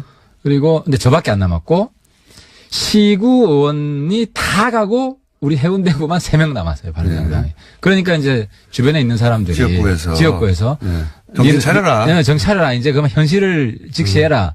근데 요번에 가니까 어쨌든 열심히 좀 해봐라. 성과를 일단 냈으니까. 어쨌든 제가 주장하는 바를 한 걸음 나아가니까. 그래서 이제 뭐 용기를 잃지 않고 끝까지 한번 가보려고 합니다. 본인 얘기 말고요. 안철수 대표. 그러니까 그게 바로 안 대표 덕분. 그러니까 제가 이야기하면 이게 안 대표가 도와준 덕분입니다. 그게 사실이기 때문에. 안철수 대표를 그렇게 칭송했던 분들이 1년 지나서 계속 칭송했던 분이 지금까지는 없습니다. 그러니까 그 부분은 제가 종합적으로 한번 분석해 보려고 그래요. 왜 그랬는지. 그리고 안 대표가 그 부분이 본인이 뭐 결함이 있겠죠. 그 부분을 고칠 수 있도록. 이미 제가 잘 코치를 했기 때문에 이제 코치를 해야지 이제 어떻게 하겠습니까? 잔소리 하든 뭐 하든 이제 술을 같이 먹든 해서 고치도록 해야죠. 어쨌든 서울시장 출마 가능성이 현재로서는 가장 높다고 본다. 예. 출마는 하는 게 기정사실이라고 보고. 그렇죠. 반드시 나와야죠. 당을 살리려면 가장 경쟁력 있는 후보이기 때문에. 안철수 대표 개인으로 보자면 서울시장은 당선 가능성이 지금 현재 기준으로는 그렇게 높지 않지만 보궐선거에 개인으로 당선되는 건 훨씬 가능성이 높으니까 개인의 입장에서 보자면 서울시장 떨어지고 나면 또 아무런 직책이 없는데 국회의원이라도 될 수 있으니 보궐선거에 대한 욕심도 없지 않아 있을 수 있다. 문제는 다음 대선이겠죠. 다음 대선에. 국회의원 된다고 대선 되느냐. 그렇죠. 그 전혀 별개의 문제이기 때문에 뭐 문재인 대통령이 국회의원 됐다고 대통령 된 것도 아니고 알겠습니다. 그런 차원에서 생각할 겁니다. 자, 그럼 또 한 가지 나오는 얘기가, 자유한국당의 과의 선거연대 얘기도 기사가 제법 나옵니다. 뭐냐면 예를 들면 서울시장에서는 바른미래당의 후보, 예를 들면 안철수 후보가 나오고 경기도지사는 자유한국당의 남경필 후보가 좀 강하니까 남경필 후보가 나오고 이런 식으로 그 지역에서 서로 후보를 내지 않는 방식으로 협력하는 이것도 가능합니까? 여러 가지 설이 나오는데 네. 확실한 것은 지방선거 끝나고 당 두 개가 없어집니다. 하나가 한국당, 또 하나가 민평당. 없어질 당은 확실히 없어야 됩니다. 바른미래당도 없어지지 않습니까? 바른미래당이 민주당 외에 정당의 헤게모니를 반드시 잡을 겁니다. 우리 당은 잃을 게 없고, 더 이상 잃을 게 없고, 지금 원지사 하나 있잖아요. 원지사 하나 있기 때문에. 그리고 구청장이나 시구의원, 바른미래당 현역들이 거의 없습니다. 보수 또는 그 민주당 진영 이쪽 상대적으로 진보 진영도 양쪽 다 정계 집현이 일어난다는 얘기죠. 그러니까 우리한테 중요한 것은 시대를 바꾸고 역사를 바꾸는 거다. 그래서 확실히 야당 체질을 완전히 바꿔놔야 된다 이번에. 그래서 근시안적인 그런 선거의 작은 이익을 가지고 바른미래당 이렇게 그런 정계 개편이 일어나고 그게 바른미래당이 유리하고 중심이 되는 정계 개편이 일어난다고 전제하더라도 바른미래당 이름을 그대로 유지하겠어요? 어차피 자유한국당에서 떨어져나가는. 우리 흡수 통합할 거기 때문에 이름은 그대로 유지하죠. 그러니까 어떤 대등한 통합이나 이런 건 전혀 없습니다. 흡수 통합만. 흡수 통합밖에 없고요. 말이야 막 말할 수 있죠. 그때 그러니까 가면 우리의 사명이 야당을 완전히 체질을 바꾸는 거기 때문에 적폐를 완전히 청산을 하고. 그건 이제 선거 이후고 선거 때도 이런 기치를 가지고 나가는 거죠. 자유한국당과 선거연대는 없어요? 전혀 없습니다. 철새와 친박 완전히 심판할 것이고 그것 때문에 우리 쪽으로 결과적으로 표가 몰립니다. 그러니까 많은 분들이 놓치고 있는 현상이 대선 때도 보면 다 사표 심리가 생깁니다. 근데 한국당은 사표다라는 것들 시간이 지나면서 분명해질 거고 우리 당으로 민주당 아닌 표들은 우리 당으로 다 몰리게 될 겁니다. 그 전략을 우리가 쓸 거라는 거죠. 알겠습니다. 전략은 알겠고요. 이제 정치가 전략대로 됐으면 대통령이 이때까지 한 300명 정도 나왔어야 돼요. 1단계는 우리가 이겼기 때문에. 어쨌든 선거연대는 없다? 선거연대 절대로 안 합니다. 그거는 본인 말의 뜻인가요? 아니면 지금 바른미래당의 공통적인. 제 말에 대해서 다른 분들이 반박을 하기가 어려울 겁니다. 물론, 아래에서는 연대 좀 하자 이런 목소리가 있겠지만, 다른 사람들이 못 나오게끔 우리가 어쨌든 압도적인 지지율을 받을 수 있도록 우리 지도부에서는 만드는 게 목표고 숙제입니다. 그건 당연한 정당의 목표인데, 이제 현실은 혼자 정치를 하는 게 아니라 정치판에는 상대들이 다 있기 때문에. 지난번에 이야기했지만 민평당하고는 고려해볼 수 있다. 민평당하고는 오히려. 민평당이 원하지 않더라고요. 민평당은 사실 호남 지역에서 자신들의 입지를 세우려고 하는 건데, 호남에서 바른미래당과 연대할 이유가 없지 않습니까? 호남에서 민평당을 찍을 이유가 없죠. 민주당을 찍죠. 뭐 호남에서 민평당이 살기 위해서는 민주당이랑 힘을 합치든지 우리랑 힘을 합친 둘 중에 하나가 돼야 되는데 여당이 민평당과 힘을 합칠 이유가 있을까요? 제 말은 뭐냐면 그러니까 민평당이 자기가 여당인지 야당인지 아직 구분을 못하는 것 같은데 본인들이 야당이라는 걸 빨리 직시를 해야 그분들이 후보를 낼 수 있을 거라고 봅니다. 제 말은 호남 얘기를 이제 일로 넘어왔으니까 이제 선거연대는 없다가 지금 최고위원으로서 한국당과 선거연대는 없다. 한국당과는 절대 없다. 두고 보죠. 저는 이것도 일어날 것 같긴 한데 일단은 없다. 호남에서 더불어민주당, 민주평화당, 바른미래당이 이제 각축을 벌이게 됩니다. 바른미래당도 여전히 거기 호남 지역을 기반으로 하는 국회의원들이 몇 분이나 계시고 그리고 영남 의원보다 호남 의원이 훨씬 많습니다. 그리고 박주선 의원 같은 경우에는 당 대표이기도 하니까요. 그렇죠. 이 경쟁에서 바른미래당이 호남에서 이길 가능성은 매우 낮지 않습니까? 현실적으로? 민주당이 사실 압도적이죠. 뭐 민주당 제껴놓고 예를 들어 제가 어제도 전주 갔다 왔는데 다들 하시는 말씀이 지금이 어느 시대인데 호남 지역 땅 가지고 장사하려고 그러냐. 그러니까 민평당은 제껴놓고 생각해야 돼요. 그러니까 뭐 여러 가지 이유 때문에 민평당이 일시적으로 지지율이 조금 높게 나올 수 있을지 모르겠지만 그 미래가 없잖아요. 이거 지방선거 끝나면 민주당 갈 사람 몇 분 가시고 뭐 따로 오리알 될 분 몇 분 계시고 또 이제 미래당을 올 분 또 몇 분 계시고 이렇게 공중분해 되는 당입니다. 그 당은. 이건 그대로 혹시 녹음을 따가지고 박지원 대표한테 들려주세요. 여쭤보세요. 예.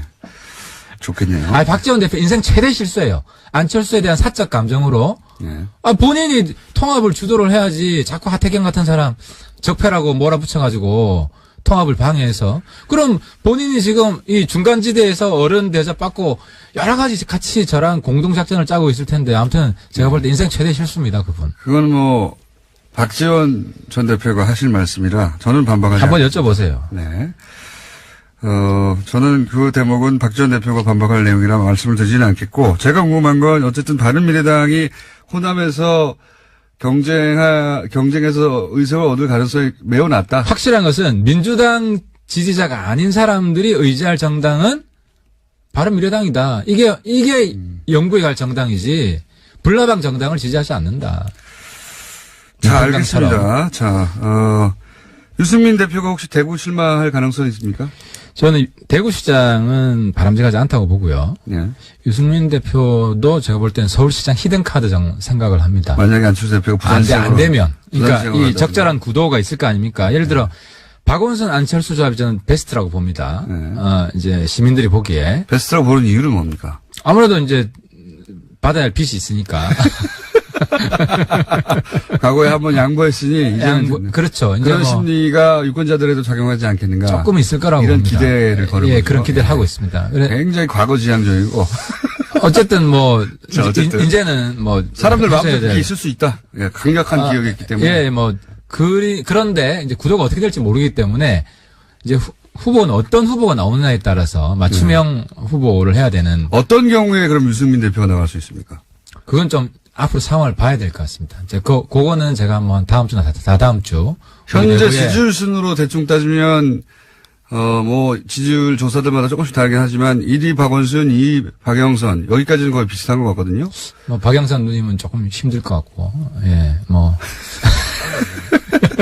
그것은 또 박영선 의원에게 답변 한번 들어봐야겠죠. 답변을 듣는 것으로 하고, 어쨌든 그 후보군들 중에 누가 나올 때 안철수가 아니라 이 사람, 그러니까 유승민 대표다 이렇게 그거는 저희도 여론조사를 한번 이제 돌려봐야 되는데요. 돌려보고 나서 할 네, 일이다. 유 대표도 상당히 경쟁력이 있는 걸로 나오기 때문에 유승민 대표 아니면 안철수 전 대표가 저 개인적으로 그렇게 생각하고 있습니다. 예.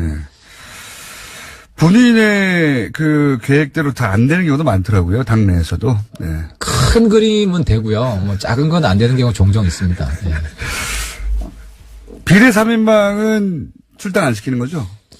이제 비례 세부는 이제 보시면 알겠지만, 예를 들어 우리가 국회에서 투표를 하지 않습니까? 사안마다. 근데 과연 뭐가 다를까? 우리 미래당, 바른미래당과. 본인들이 다르잖아요. 본인들이. 그러니까 한번 보고 싶어요. 그런 걸 쭉 보고 종합적으로 평가해서 그분들이 과연 뭐 국민들이 인정하는 공적 명분을 가지고 나가려고 하는 것인지 아니면 똑같은 개인적인 사적 감정 때문에 아직도 저러는 건지 그렇게 뭐 판단을 해봐야 될 것 같고요. 시간이 좀 더 필요합니다. 근데 아무튼 지금까지 본 거는 사적 감정밖에 없다. 우리가 뭐 안철수 사당도 아니고 그렇게 할 수 없다는 거죠. 제가 막을 겁니다. 또. 이상도는 저랑 같은 상황인데 저랑 차이가 하나도 없어요. 출당 안 시킨다. 예. 출당, 누구 좋으라고 이런 거잖아요. 예. 아니, 누구 좋으라고 아니고, 아이고, 사라지는 포말 정당에 어떻게 보냅니까? 본인들이 싫다잖아요. 본인들이. 아니, 그니까, 싫으면 그냥 나가시면 되지. 배지를 떼셔야지. 당 이름 걸고 되신 알겠습니다. 분들인데. 자, 원래 유승민 대표는 내보내는 게 맞다고 했잖아요. 유 대표도 자기 입장을 바꾸면서 사과한 적이 한두 번 있습니다. 네, 이번에도 바꿨나요? 지난번에 최저임금 1만 원 공약했던 거 공식적으로 사과를 했고요. 네. 비례대표 3인 같은 경우도, 제가 아는 한, 입장이 바뀌었습니다. 아, 그래요? 예, 네. 바뀌었습니다. 그리고 언론에 이미 여러 번 이야기한 출당 안 하는 것으로? 안 하는 것으로. 예, 그렇습니다. 그러니까요. 예, 유승민 대표는 이제 끝까지 자기 고집 혹은 자기 원칙을 지키는. 많이 유연해졌습니다. 그게 이제 포용 정치, 예, 유연. 형님 정치, 자기 고집을 그렇게 앞세우지 않습니다. 그게 고집이라기보다는 자기가 원칙이라고 생각했던 건 항상 유지했던 게 인기의 비결이기도 한데 이번에 바꿨나요? 정책이나 이런 건 원칙은 아니죠. 그리고 입장도 100% 어쨌든 모양은 좀 빠졌습니다. 예. 현실 정치인이니까 어쩔 수 없다고 봅니다. 앞으로도 계속 바른미래당이 존재하는 한 이 세 분의 출당은 없는 겁니까? 아니면 지방선거 이후에는 한번 생각해 볼 수 있다든가. 그분들이 남아있는 게 잘했다라고 생각할 때가 저는 올 거라고 봅니다. 안 오면요. 국회 임기도 영원히 있는 것도 아닌데 계속 기다리면 끝나는 거 아닙니까? 그러니까 아무튼 그분들 아무튼 좀 더 상의를 해보겠습니다. 예. 박선숙 의원도 실제로 박선숙 의원님. 예. 의원도 비례고. 그렇죠. 예. 그리고 그래서 탈당하지 않았을 뿐 지금 이 합당에는 동의하지 않는다라는 얘기가 많이 있어요. 그거 혹시 박선숙 의원하고는 얘기해 보셨습니까? 이 문제에 대해서? 아니요, 아직 한번 이야기해 보려고 그럽니다. 실제로 국민의당 오늘도 이제 우리 의원총회가 있고 서로 인사하는 시간이 있는데요. 개개인 분들하고 화학적 결합이 되게 중요하고 하기 때문에 제가 또 여전히 최고위원직을 유지하고 있어서 네. 당에 최고위원직은 승계되는 겁니까? 아니면 곧 이번엔 그냥 승계하는 걸 원칙으로 했습니다. 저희 당은 네. 저희 당 얼마 안 되기 때문에 네. 전 의원의 간부가 돼 있기 때문에 승계하는 것으로 최고위원이 되셨군요. 그래서 근데 실제 이런 것도 있습니다. 합당을 했는데 지금 30여 분인데 이 중에 이제 비례 3인방하고 박선숙 의원 정도 빼면 25석, 26석 정도의 단결된 의결권밖에 없다. 그래서 캐스팅 보트 역할을 한다고 하지만 실제 캐스팅 보트 역할을 하기에는 숫자가 너무 적다. 그게 이제 그런 발상 자체가 낡았다. 왜냐하면 분량 저만 하더라도 지난번에 우리 바른정당이 누구죠? 김명수 대법원장 네. 당론 투표 밀어붙일 때 제가 같이 안 했거든요. 그러니까 옳지 않은 그런 당론 투표에 동참 안 합니다, 요즘 의원들. 그러니까 그런 식으로 우리를 이제 머리 숫자로만 파악을 해서 판단하는 네. 이런 정치 평론도 상당히 저는 그럼 캐스팅 보트라고 스스로 주장하지 말아야죠. 캐스팅 보트는 네. 저기서 아닌 걸 밀어붙일 때 우리가 단합해서 할 수 있는 것이죠. 근데 그 중에 제 말은 바른미래당이 입장을 세웠을 때 한 서너 명 정도는 그 입장과 상관없이 우리가 옳은 입장을 하는데 무조건 우리가 A라고 했다고 해서 그 비례 세 분이 B라고 할 것인가? 네. 그건 그분의 양식을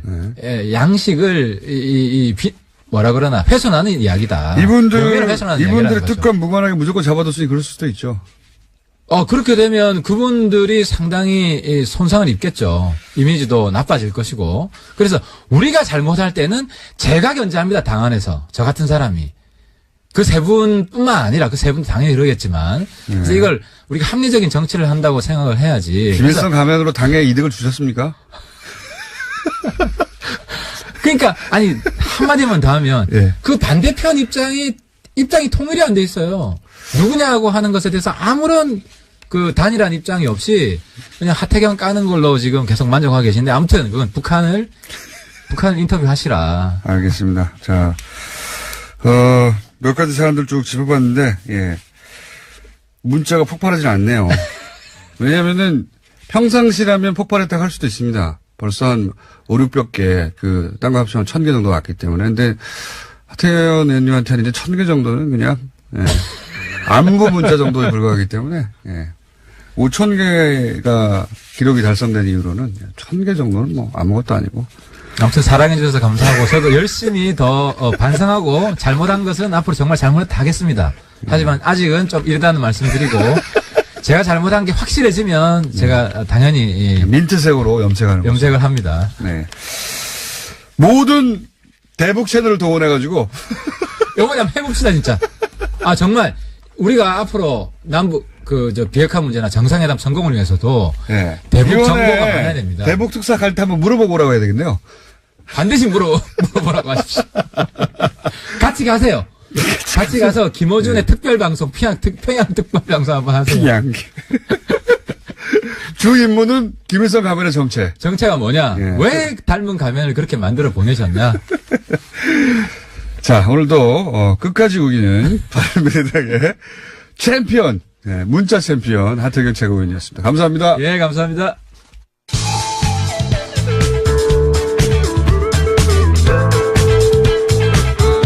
자체 발굴, 과즙 톡톡, 김어준입니다.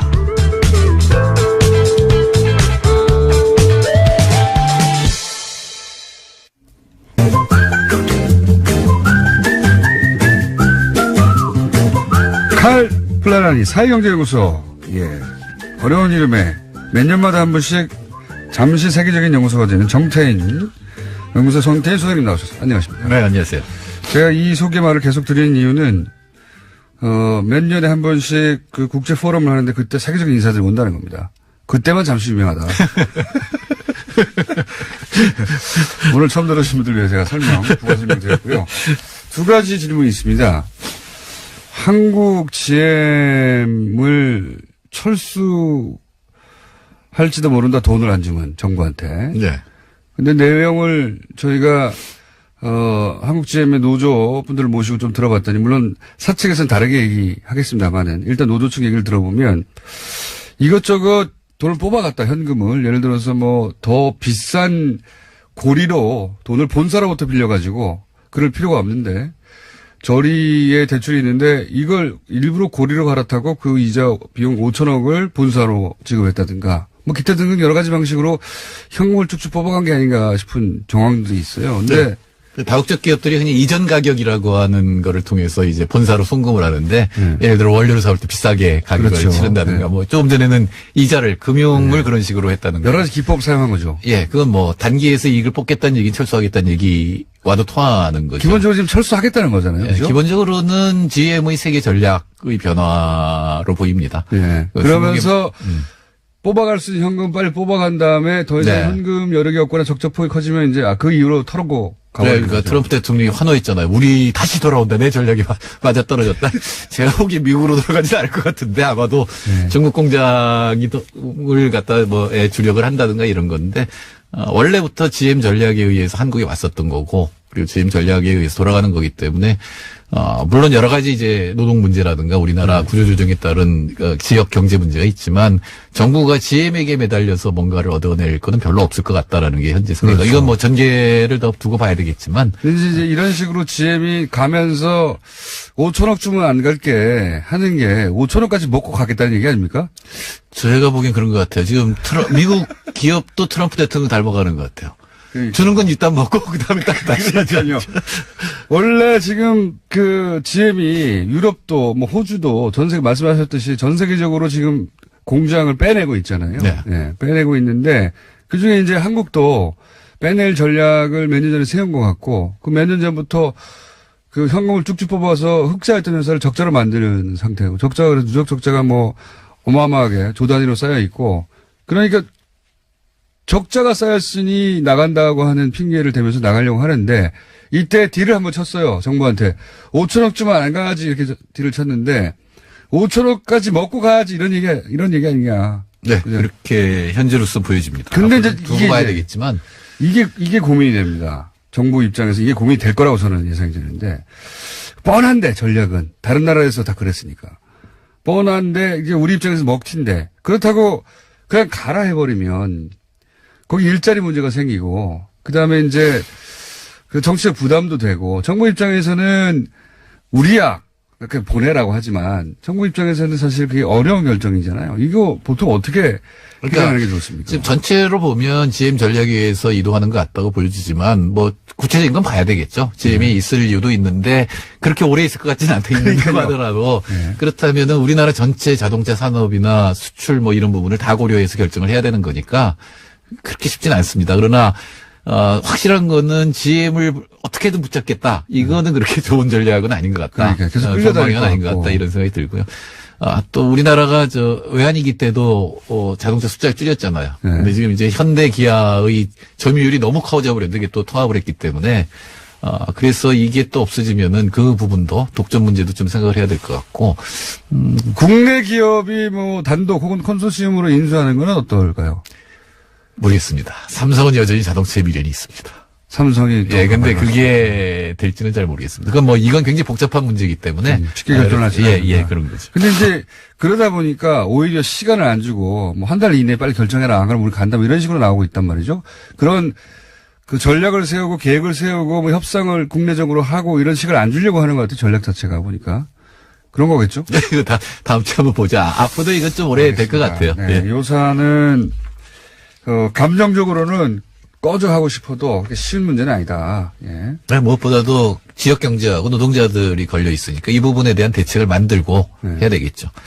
자, 두 번째는 갑자기 뜬금없이 미국에서 무역 확장법 232조를 네. 가지고 철강 규제를 했다.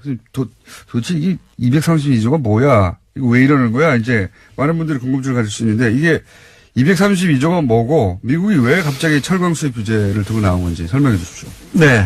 1월 달에 철강 수입이 국가 안보에 미치는 영향이라고 하는 보고서를 미국 상무부가 대통령에게 제출을 했습니다. 국가 안보요? 예. 그러니까 철강 수입이 국가 안보에 미치는 영향에 관한 보고서인데 262쪽에 이릅니다. 이거 굉장히 트럼프가 좋아하는. 예, 한미FT 때문에라도 미국 문서를 많이 봤는데 정부 문서를 이렇게 엉터리 문서는 제가 처음 봤어요. 그러니까 완전히 억지인데 철강을 많이 수입하면 나라 안보가 위험하다 이런 거 아닙니까? 예, 그러니까 무역 확대법이라고 하니까 미국이 안보하고 무역을 연결시킨 법이 3개가 있어요. 네. 하나는 적성국과의 무역에 관한 거고 하나는 이제 강대국이 이제 무역을 했을 때 안보에 미칠 수가 있으니까. 근데 이 세 번째가 62년에 만들어진 겁니다. 62년? 예, 수입에 의해서 어떤 산업이 영향을 맞으면 네. 그게 국가 안보에 영향을 미칠 수 있다. 그럴 때는 긴급조치를 취할 수 있다는 건데 물론 가트에도 있기는 합니다. 그러나 이게 뭐 첨단 기술이어서 뭐 첨단 무기에 들어가는 첨단 기술이 빠져나가서 이런 게 아니라 그냥 쎄잖아요. 그러니까 보고서에 있는 국가 안보의 정의를 보면 경제와 정부의 최소한의 작동에 치명적인 영향을 미칠 수 있는 특정 산업의 일반적 안보와 이익이라고 되어 있습니다. 그러니까 가령 우리나라는 곡물이 될 수 있는 거죠. 그러니까 트럼프가 이런 얘기를 해요. 우리나라가 적국하고 싸우는데 우리가 적국에서 수입한 철강으로 우리 무기를 만들면 되겠느냐.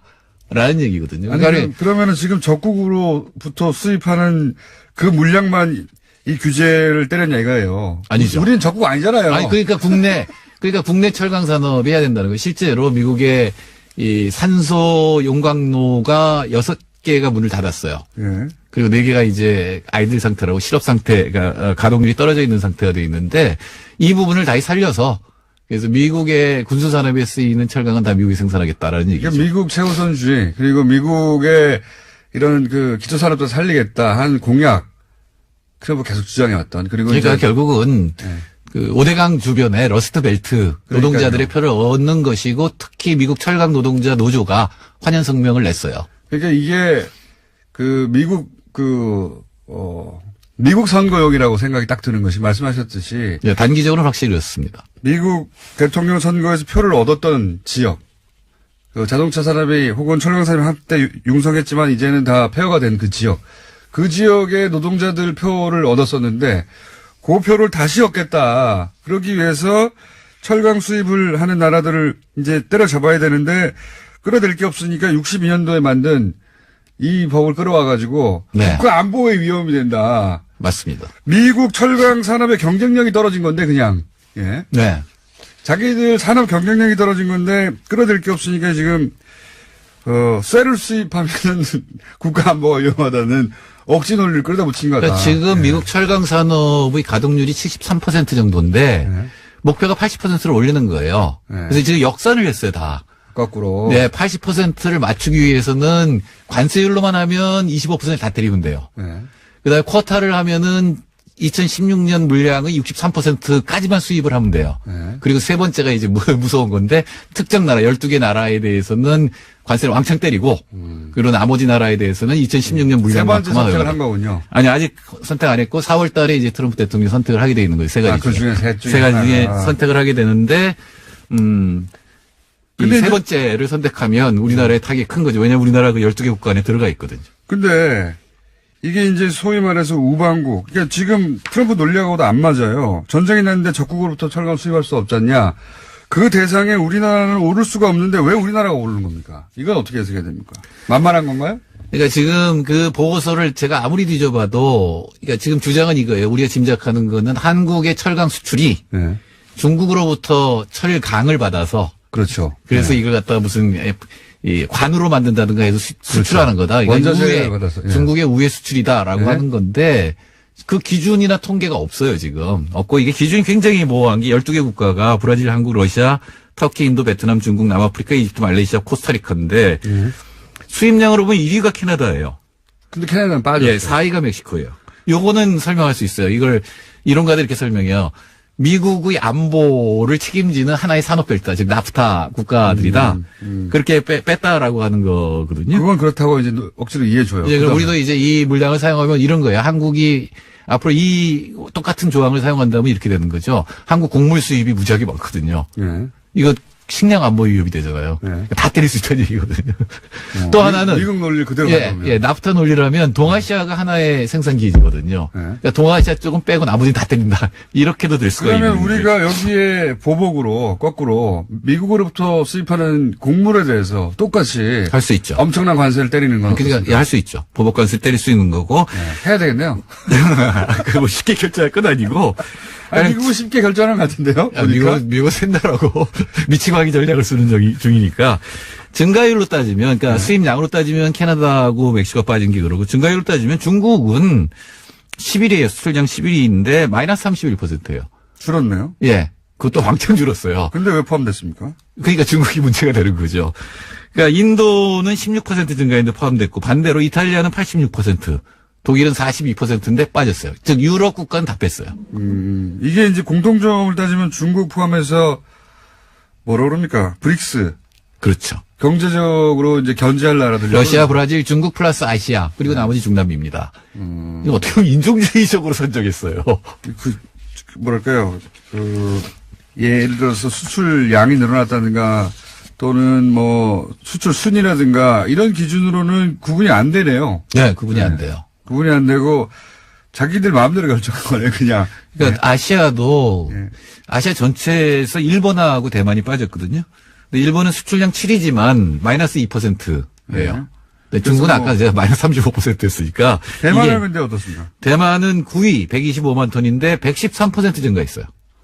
그런데도 빠졌어요. 그런데 빠졌다. 예, 이거는 아마도 중국 견제용이죠. 그러니까 이거의 공통점은 중국밖에 없어요. 중국은 실제로는 중국이 계속 세계 1위, 미국이 많이 수출을 했었는데 계속 덤핑 관세 맞았고 상계 관세 맞았거든요. 중국을 우회 견제하는 수단으로 한국이 들어갔다. 제가 보기에는 그거 외에는 그리고 브릭스, 설명할 방법이 없다. 예, 브릭스를 견제하는 거 빼고는 설명할 방법이 없어요. 그러니까 이게 기준이 없는 거예요.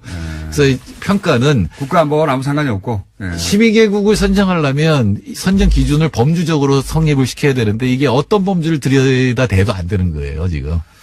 그러니까 이건 우리 정부는 어거지다. 어떻게 대응해야 됩니까? 30초 남았는데. 우리 정부는 지금 공동 대응을 하는 수밖에 없고 이거를 빨리 해결하자 그래서 들어주면 이거 한미 FTA나 뭐 다른 어떤 남북 관계 때문에 아무 관계가 없다는 걸 우리 알잖아요. 먼저 주면 받고 그다음에 다시 시작을 하기 그렇죠. 때문에 주더라도 한꺼번에 예, 종합적으로 트럼프는 한 번에 처리를 이거 해야 주면 된다. 물러쓰겠지 이런 게 아니라 통하지 그거 주면 않아요. 더 줘 하는 스타일이라. 예, 지금 제일 좋은 거는 공동대응이고 공동대응으로 미국이 처리한 경우도 있습니다. 오케이, 알겠습니다. 오늘 여기까지 듣겠습니다. 정태수 소장님이었습니다. 감사합니다. 네, 감사합니다. 안녕.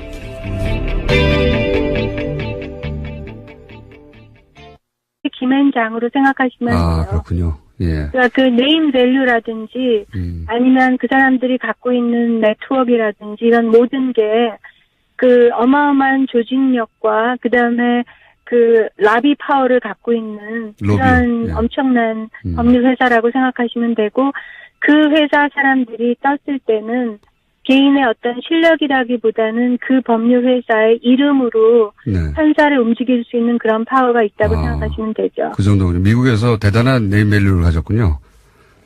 네. 그래서 이 엘킨 건프가 이 일이 있기 이전부터 삼성 소송을 대리한 것으로 알려졌는데 삼성과는 언제부터 계약을 맺거나 인연을 맺은 걸로 알고 계십니까? 제가 알기로는 98년 무렵부터 계속 그 삼성전자의 미국 법인의 그 고문 변호사로 거의 그 대리인의 역할을 다 했던 걸로 알아요. 그 사람들이 소송 관계까지 다 한 적도 있고요. 예. 아니면 이제 그 애플과의 소송 같은 경우에는 다른 법률 회사를 재판 전문팀으로 그 고용해서 썼거든요. 아하. 그렇지만 그 뒤에서 전략을 짜거나 그 어떤 결정을 하거나 이런 그 법률 대리인 역할은 계속 그 김석한 변호사와 엘킨 건프가 했던 걸로 알아요. 그분이 떠날 때까지. 그렇군요. 삼성에 말하자면 삼성의 법무팀이라고 생각하시면 되죠. 미국 내에 있는. 그 정도군요. 네.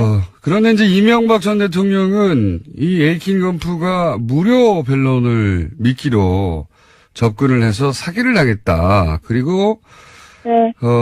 실제로 변론에 참여한 시간은 3시간에 불과하다. 이렇게 이제 엘킨 건프가 불성실하게 했고 무료 변론을 미끼로 접근을 했다. 이런 식으로 주장하고 있는데 미국 업계에 계신 분으로서 그리고 이제 이 엘킨 건프를 직접 오랫동안 상대하고 10년 가까이 이 소송을 혼자서 진행하신 분으로서 이 주장이 말이 된다고 보십니까?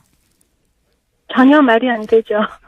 말이 전혀 안 되고 하나씩 그 짚어드리면 예.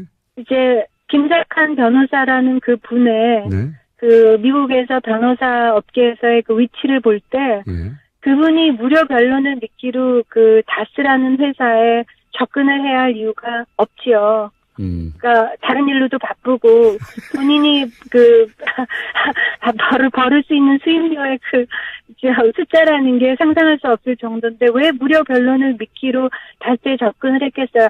만에 하나 그런 일이 있다면 삼성의 대리인으로서 삼성의 어떤 목적을 위해서 접근했을 가능성은 있지만 그 부분이 빠진 채로 무료 변론을 미끼로 접근했다라는 그 말 자체는 아예 말이 안 되는 거죠. 그 다음에 그 3시간 변론이라는. 잠깐만요, 변호사님. 네. 혹시 네. 이 기사를 처음 접했을 때 어떻게 반응하셨어요? 웃었어요. 그러니까 웃었고, 예. 그 다음에, 그러니까 그분이 그냥 말을 그렇게 아무 때나 아무렇게나 만드시는 거는 제가 너무나 잘 알고 있는데요. 이명박 전 대통령을 이번에는- 말씀하시는 겁니까? 예. 그렇죠. 전 그분이라고 얘기를 해요. 예. 그래서 그런 건 너무 잘 알지만 이번에는 급해서 그러셨는지 아니면 원래 하던 버릇을 다른 분들이 안 고쳐줘서 그런 건지 모르지만 그러니까 너무나 큰 실수를 하셨다고 생각을 해요. 그 이유는 예. 그러니까 김석한 변호사에 대해서 아니면 엘킨 건프라는 그 법률 회사에 대해서 한 말도 그렇지만 예. 3시간 분량을 일했다. 예, 그다음에 3시간. 한 게 없다라는 이 부분에 대해서는 예. 이게 지금 주워 담을 수 없는 그 거짓말을 한 건데 아, 그래요? 왜냐면 누구한테 브리핑만 잠깐 3분만 들어도 무슨 일 했는지를 정확히 알 수가 있는 거고 아니면 본인이 그 무슨 일을 했는지 잠시만 조사를 문서상으로 해봐도 예. 그러니까 그렇게 말할 수 없는 사안이었는데 예. 이분이 그러니까 어떤 말을 뱉을 때 어떤 태도로 그렇게 그냥 말을 하는지가 단적으로 드러난 예라고 생각을 해요. 그 3시간만 그래서 일했다는 주장. 전혀 말이 안 되는. 네, 전혀 말이 안 돼요. 전혀 말이 안 된다. 3시간만 했다는 거는 그거는 이제 그 뭐냐면은 제가 정확하게 그 법률회사가 그 140억을 회수하기 위해서 사건에 들어와서 한 일을 아주 일일이 다 검토하면서 짚었던 사람이기 때문에 아는데요. 2009년 3월에 들어와서부터 2011년 4월에 그 사건을 이제 끝낼 때까지, 김경준 씨와의 사건을 끝낼 때까지 140억 받았을 때까지. 그분들이 그죠. 네. 받고 나서 이제 조금 있다 문서상으로 기각을 시켰거든요. 네. 법원에서. 그게 이제 4월이었어요. 그때까지 워싱턴 DC에 있는 몇 명의 변호사들이 로스앤젤레스에 출두를 했고요. 실제로. 예. 그다음에 한국에 와서 제가 알기로는 과거 옵셔널 직원들을 예. 이제 자체적으로 자기들이 펼칠 어떤 변론을 위해서 5명, 6명을 오랫동안 한국에서 여러 명이 나와서 정오의 증언이라고 증언 제출을 해서 기록 만들고 하는 그런 일을 많이 한 걸 알아요. 그리고 그분들이 실제로 그런 법률 일을 한 거 이외에 분명히 이제 워싱턴 DC에 있는 미국의 연방 법무부, 그게 이제 그 돈을 이제 몰수 청구권의 돈을 처음에 동결했던 그 담당자이기 때문에 법무부라든지 스위스에 있는 제네바 검찰이라든지 또 그다음에 실제로 몰수 청구 사건을 담당한 다른 법률팀이 있었거든요. 이라든지 이런 데를 다 총괄하면서 하는 이제 진두지휘를 하는 그런 일을 지금 이분들이 한 걸로 지금 나와 있단 말이에요. 그렇다면 그분들의 그 레이트는 그 전에 다스 변호사였던 림 루거의 저는 2배 이상이라고 보거든요. 그러니까 그 수임료의 예. 화면에서 끝내버리면 검찰이 또다시 삼성에 농락당하는 거다. 삼성이 국가 시스템을 무력화한 세월이 굉장히 긴데요. 이번에야말로 제대로 단죄하지 않으면, 예, 언제 다시 이런 기회가 오겠는가, 그런 생각도 들고, 이렇게 삼성이 선을 딱 그어서 여기까지예요 한 거를 검찰이 그대로 받아주면 농락당하는 거죠, 또다시. 자, 근데 이제 빵 터진 뉴스가 또 하나 있어요. 네, 이 와중에 이명박 전 대통령의 꼼꼼함을 볼 수 있는 오늘 아침 동아일보 보도가 있는데요. 심지어 삼성이 다스와 이러한 허위 계약을 맺은 다음에 이명박 전 대통령 쪽에 해당 소송 비용 중 남은 돈을 받기로 약정했다라고 합니다. 김백준 전 총무기획관과 이학수 전 삼성그룹 부회장이 진술도 뒷받침을 하고 있는데요. 그러니까 다스 소송에는 이제까지 총 30억 원이 들었고요. 남은 돈이 10억 원이었는데 그걸 이명박 전 대통령이 가져가기로 했다라고 합니다. 그렇게 애초에 약정을 했다라는 건데요. 저는 이 기사 보고 빵 터졌어요. 네. 오랜 세월 이명박 연구가로서 그럼 그렇지. 이 대목을 보고 역시 내가 아는 이명박 대통령이구나. 다시 한번 인정하지 않을 수 없었습니다. 예. 남의 돈으로 소송을 했잖아요. 남의 돈으로.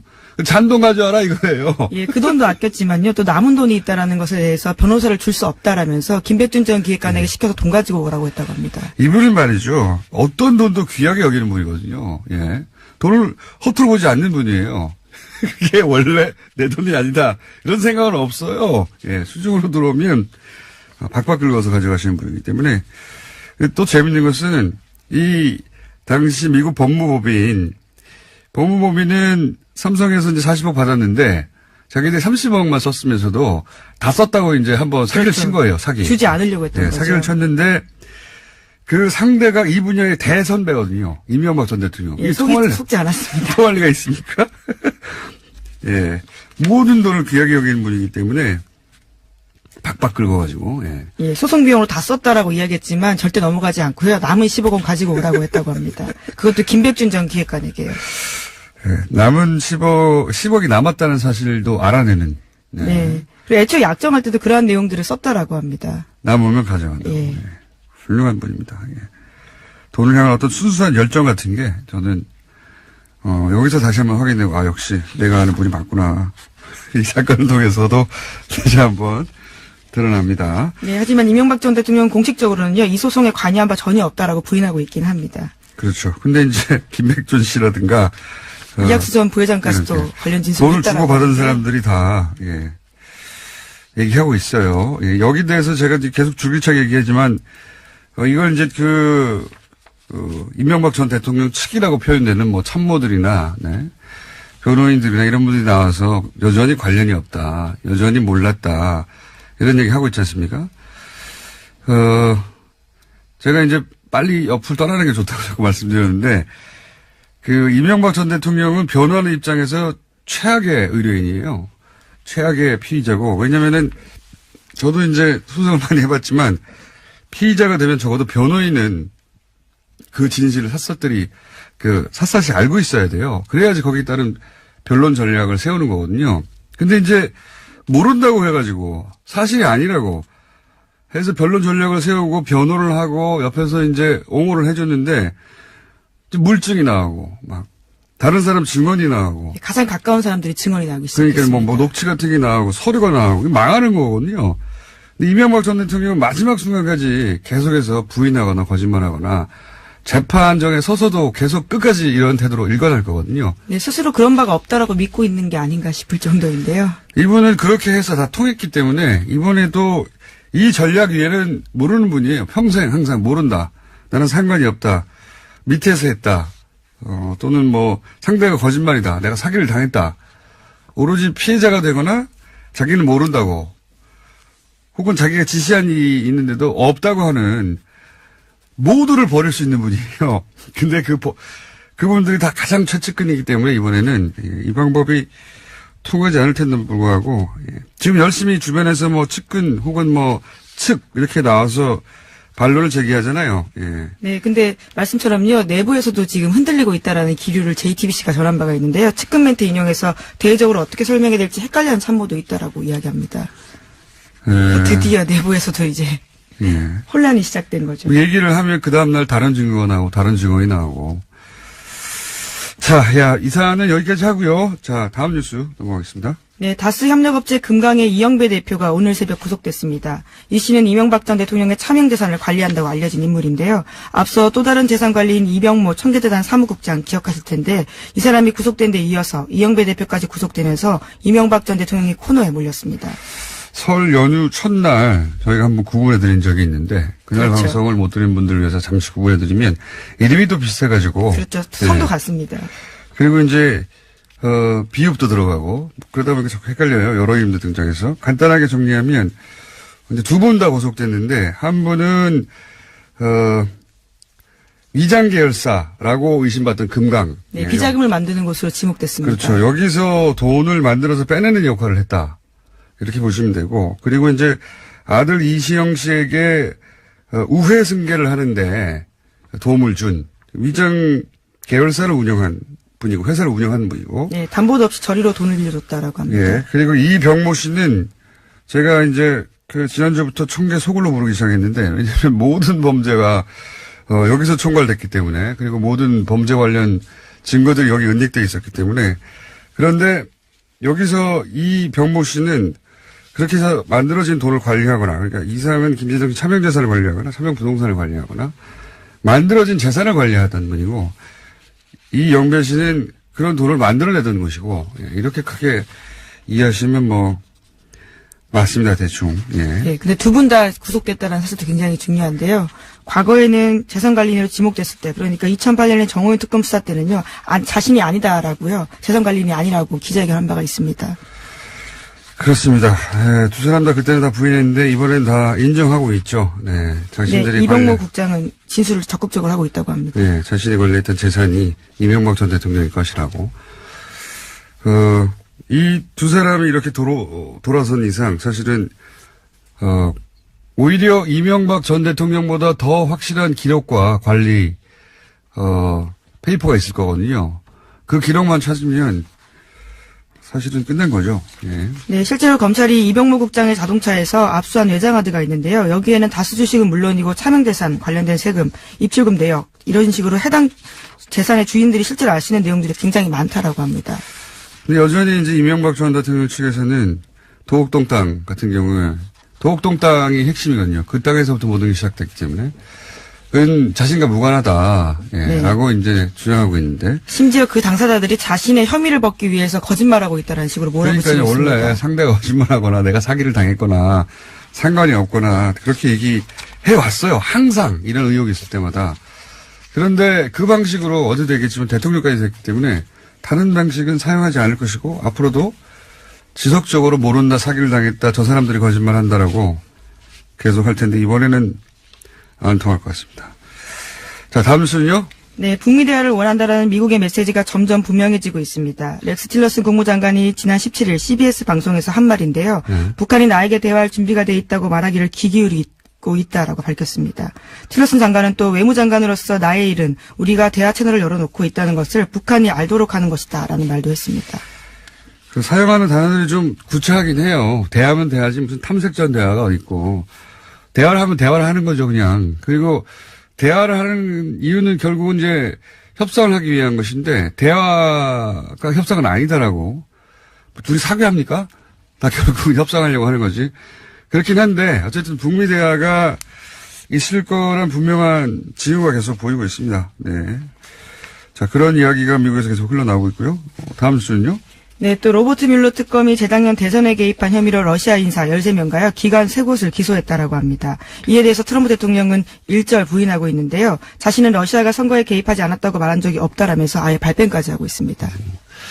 여기서 기소한 건 제가 작년 말에 한번 언급한 기억이 나는데, 러시아 댓글 부대예요. 여기가 이제, 회사 이름이 인터넷 리서치 에이전시, 최근엔 글라브세스 이름을 바꿔서 러시아로 바꿨는데, 여기가 댓글 공장이에요, 러시아.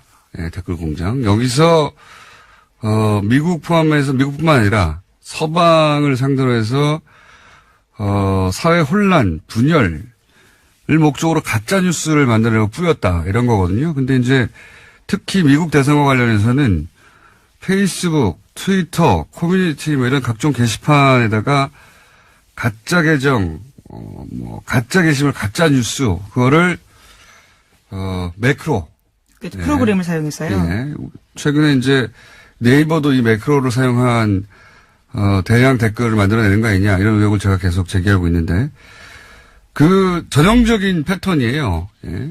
근데 이런 걸 만들어서 지난 대선에 어떤 뉴스를 뿌렸냐면, 힐러리한테는 불리하고 트럼프한테는 유리한 대량의 기사를 만들어냈다는 겁니다. 네, 예. 그 규모가 어마어마한데요. 직원들의 게시글이 1억 2,600만 명에게 전달됐다라고 이번에 조사됐다고 합니다. 우리나라 국정원 시발단, 댓글 공작, 그 기법이 근본적으로 똑같아요. 완전히 똑같고, 왜냐면은 기법이 다를 수가 없어요. 예, 전 세계적으로. 차이는 우리는 이제 자국민을 상대로 했다는 거고, 여기는 미국이나 서방, 자신들이 생각하는 라이벌이나 적국을 상대로 했다는 게 차이가 있는 거고. 그러니까 거기는 댓글 공작을 상대 국가를 향해서 한 것이고, 예, 우리는 우리 국민을 상대로 심리전을 한 것이죠. 예. 요 얘기는, 댓글 매크로가 국내에서도 사용되고 있나 계속 추적하고 있는 바인데 제가, 묶어서 한번 전문가 저희가 초대해서 자세히 한번 다뤄볼 생각입니다. 근데 어쨌든 국내에서 있었던 것 같은 기법, 똑같은 기법, 예, 자세히 읽어보면 기사도 많이 나왔는데 그런 기법으로 미국의 선거를 선거에 개입했다고 대선에, 예. 지금 그 미국 특검이 러시아 사람들을 기소했습니다. 기소한 겁니다. 오늘 여기까지 해야 되겠습니다. 시사인의 김은지였습니다. 감사합니다. 자, 여기서 저희가 이제 삼성의 다스 소송비 대납 의혹을 다뤘는데, 이에 대해서 이명박 전 대통령 측은 미국 로펌 에이킨 검프에서 무료 변론을 미끼로 접근해서 사기를 당했다고 주장하고 있죠. 과연 이게 가능한 이야기인지, 당시 소송 상대방 당사자인 옵셔널을 변호했던 미국의 메리리 변호사 전화 연결해서 한번 물어보겠습니다. 안녕하세요, 변호사님. 안녕하세요, 공장장님. 네, 반갑습니다.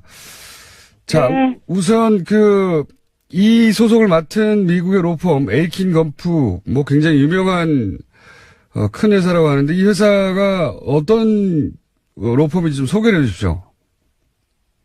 제가 알기로는 저도 이제 관련된 사건을 했기 때문에 조사도 많이 하고 했는데 제가 알기로는 가장 이해하기 쉽게 한국의 안녕하세요, 김호준입니다. 북한 응원단에 대한 보도들 대체로 호의적이지 않죠. 이에 대한 분석 기사도 몇 있습니다. 북한 응원단에 대한 호기심이 사라졌기 때문이다. 비인간적, 기계적 응원 방식이 우리가 맞지 않는다. 북한과의 대결 국면 때문이다. 13년 만에 남한에 온 응원단입니다. 호기심이라면 줄어들 이유가 없죠. 응원 방식. 북한 응원단이 처음 왔을 때도 우리 정서와 그 방식이 맞아서 인기 있었던 건 아닙니다. 따지고 보면 구호에 맞춰 같은 동작을 기계적, 집단적으로 반복하는 건 예를 들면 우리 연고전도 마찬가지죠. 북한과의 대결 역시 항상 있어 왔고 오히려 평화의 계기가 될 수도 있는 터라 이번에 더 반갑다고 할 수도 있었던 겁니다. 제 생각은 그렇습니다. 올림픽 직전 평창 대 평양에 프레임 전쟁이 있었죠. 이 프레임 전쟁으로 인한 자기검열 효과, 그러니까 언론 일반도 응원단을 호의적으로 보도하는 것이 종북, 친북이라는 비판을 받을까봐 자기검열을 한 것이다. 이런 프레임은 일반 시민들에게도 영향을 줍니다. 실제 북한 응원단의 파도 응원을 일반 시민들이 주저하며 받아주지를 않았죠. 대신 언론은 북한 응원단 화장실 사진을 보도하고 밤에 한국 방송을 본다면 몰카 보도를 했습니다. 북한 응원 방식이 비인간적이라고 비판하지만 비인간적인 취급은 오히려 우리가 그들에게 한 거죠. 그 응원을 보고 누가 북한 체제의 우월성을 느낍니까? 우리 체제의 우월성은 제로는 여지없이 명백한 거 아닌가요? 그들을 우리 잔치를 축하해줄 손님으로 맞아줄 아량도 여유도 없이 그들에게 우리가 너무 옹졸했다. 김어준 생각이었습니다.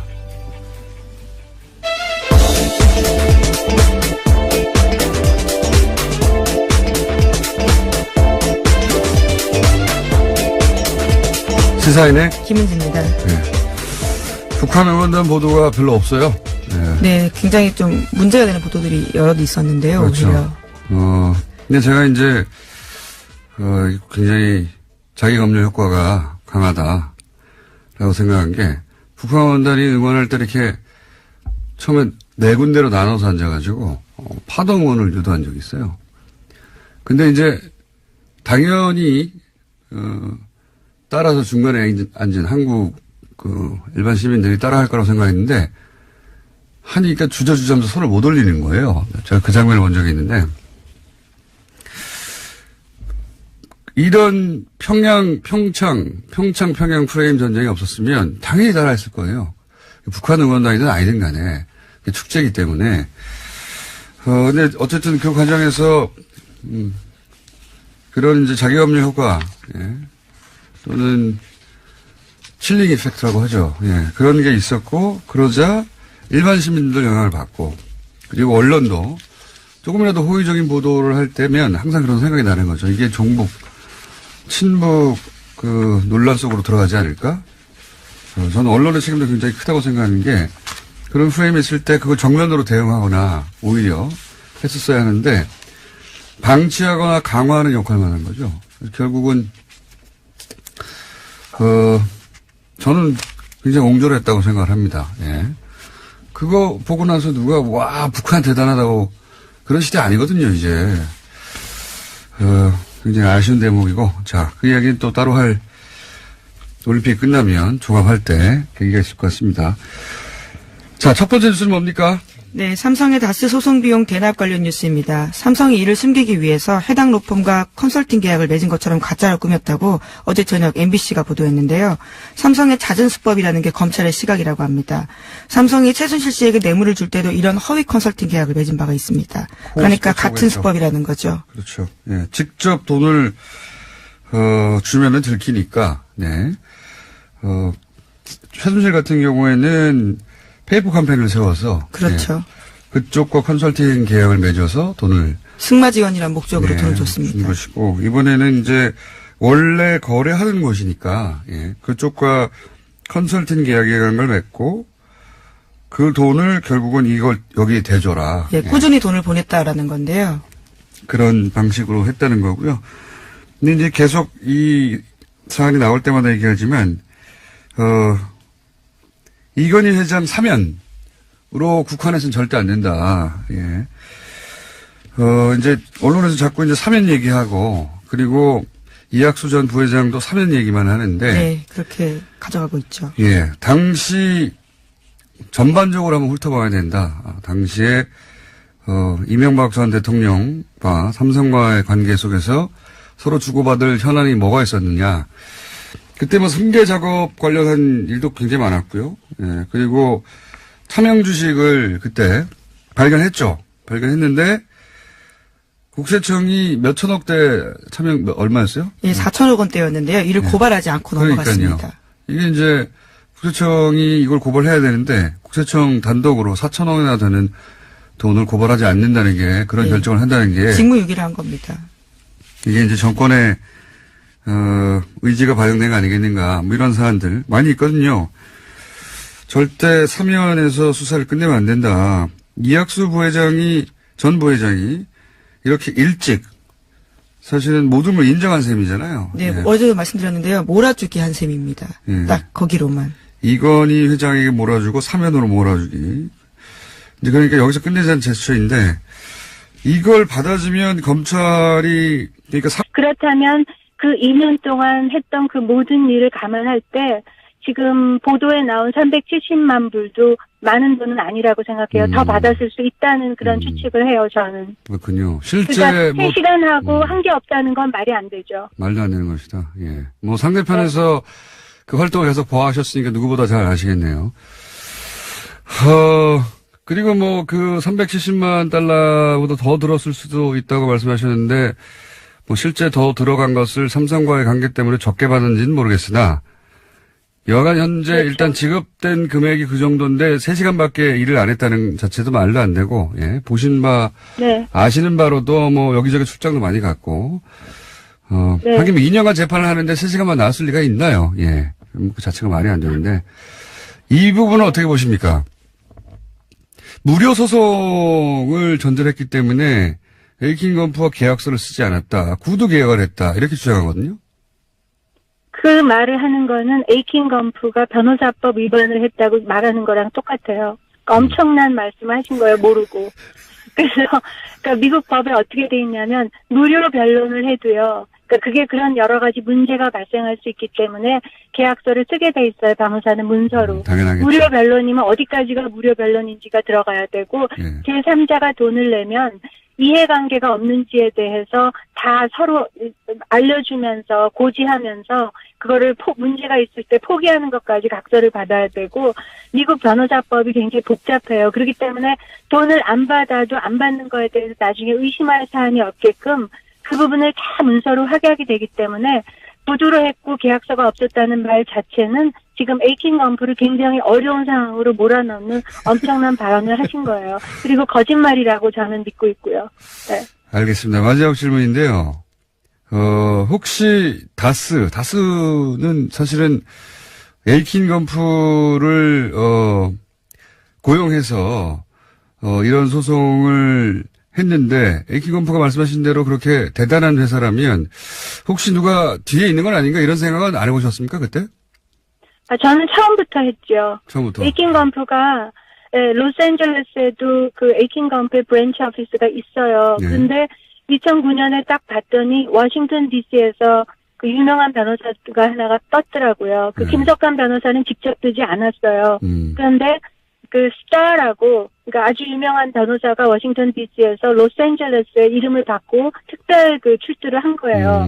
그래서 일을 워싱턴 DC에서 하는 걸 보고 저는 그때 알았어요. 그냥 그러니까 누가 돈을 대는 건지는 몰랐지만 저는 항상 돈을 누군가가 대고 있고 저는 현대를 의심하고 있었죠. 현대 현대요? 아니면 기아. 왜냐하면 예. 왜 그러냐 하면 자동차 업계에서 서로 관계가 있잖아요. 그 그렇죠. 옛날에 거기 일했었고 그리고 현대가 많은 베네핏을 대통령한테 얻고 있는 걸로 그냥 저는 추측이 됐기 때문에 얼마든지 현대와는 그런 거래가 있을 수 있다. 그건 사건 하나 몰아주면서 50만 불 받을 걸 100만 불 청구를 하면 되는 거거든요. 아주 그렇죠. 간단해요. 예. 그리고 100만 불 받을 걸 300만 불 이쪽에 청구하면 되기 때문에 예. 이렇게 나간 기록을 만들 필요도 없이 자체 회사에서 빌링한 것처럼 만들어서 얼마든지 할 수 있는 구조라 저는 그런 회사들을 의심하면서 분명히 다른 회사에서 내고 있다고 저는 100% 확신을 하고 있었어요. 그거는 그때요. 왜냐? 예. 제가 아는 그분은 대통령이 된 다음에도 우리 같은 불쌍한 사람들 140억도 포기를 못하고 죽어도 싸워서 죽어도 어떻게 해서라도 가져가야 되겠다고 하시는 분이기 때문에 예. 그게 에이킨 검프의 레이트면 내가 상식적으로 생각할 때는 마지막까지 다 했을 때는 거의 남는 게 없는 그런 장사라고 생각이 들었거든요. 에이킨 검프를 고용해가지고 그 돈을 돌려받을지 못할 수도 있는데 다 끝나고 나면 변호사비로 나가는 거예요. 변호사비로 나갈 그 정도 일이었기 때문에 그 정도의 그런 레벨이기 때문에 저는 에이킨 검프가 떴을 때 그거는 본인 돈으로 할 수가 없는 그 상황이다라는 거를 확실하게 믿었고 계속 누가 되냐 그거를 이렇게 의심하면서 찾고 있었어요. 근데 삼성이라고는 상상도 안 했어요. 근데 마침 삼성이 나오고 나서 봤더니 이제 이해가 다 가는 거죠. 예. 삼성 정도면 이렇게 할 수 있었겠구나. 예. 물론 그렇죠. 현대도 지금 100만 불 지원한 정황이 있다는 얘기가 있긴 있습니다만은 그때 당시로는 그때 아틀란타에 그 공장이 있으니까 예. 네, 알라바마예요. 알라바마인가요? 예. 자동차 공장들이 다 있어요. 기아랑 현대. 자연스럽게 현대하고 연결하셨고요. 네. 네. 알겠습니다. 그리고 변호사님. 그다음에 그렇게 된 거예요. 변호사님 오늘 여기까지 듣고요. 네. 조만간 또 연결할 일이 아마 생기지 않을까 싶습니다. 오늘 말씀 감사합니다. 네, 감사합니다. 안녕히 계세요. 네. 지금까지 옵셔널 벤처스를 변호하고 있는 메리 리 변호사였습니다.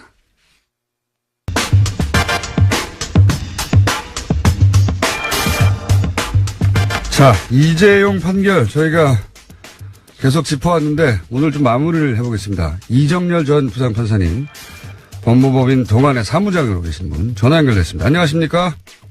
네, 공장장님 안녕하세요. 새해 복 많이 받으세요. 이렇게 뒷북을. 자, 저희가 몇 번에 걸쳐서 얘기를 했는데 오늘 좀 정리를 좀 해보죠. 우선 첫 번째가 뇌물 액수가 가장 큰 거는 제3자 뇌물죄였습니다. 예. 네. 이 부분을 다 무죄로 했는데, 무죄를 만든 논리가 이런 거였습니다. 제가 한번 얘기해 볼 테니까 만나봐 주십시오. 제3자 뇌물죄는 이제 제3자한테 쿠션을 줘서 넘기는 거라서 이 경우는 이제 재단이 되는 거죠. 예. 네. 그러니까 재단을 세워서 뇌물을 받았다 이런 거죠. 네. 박근혜 전 대통령이 직접 받거나 최순실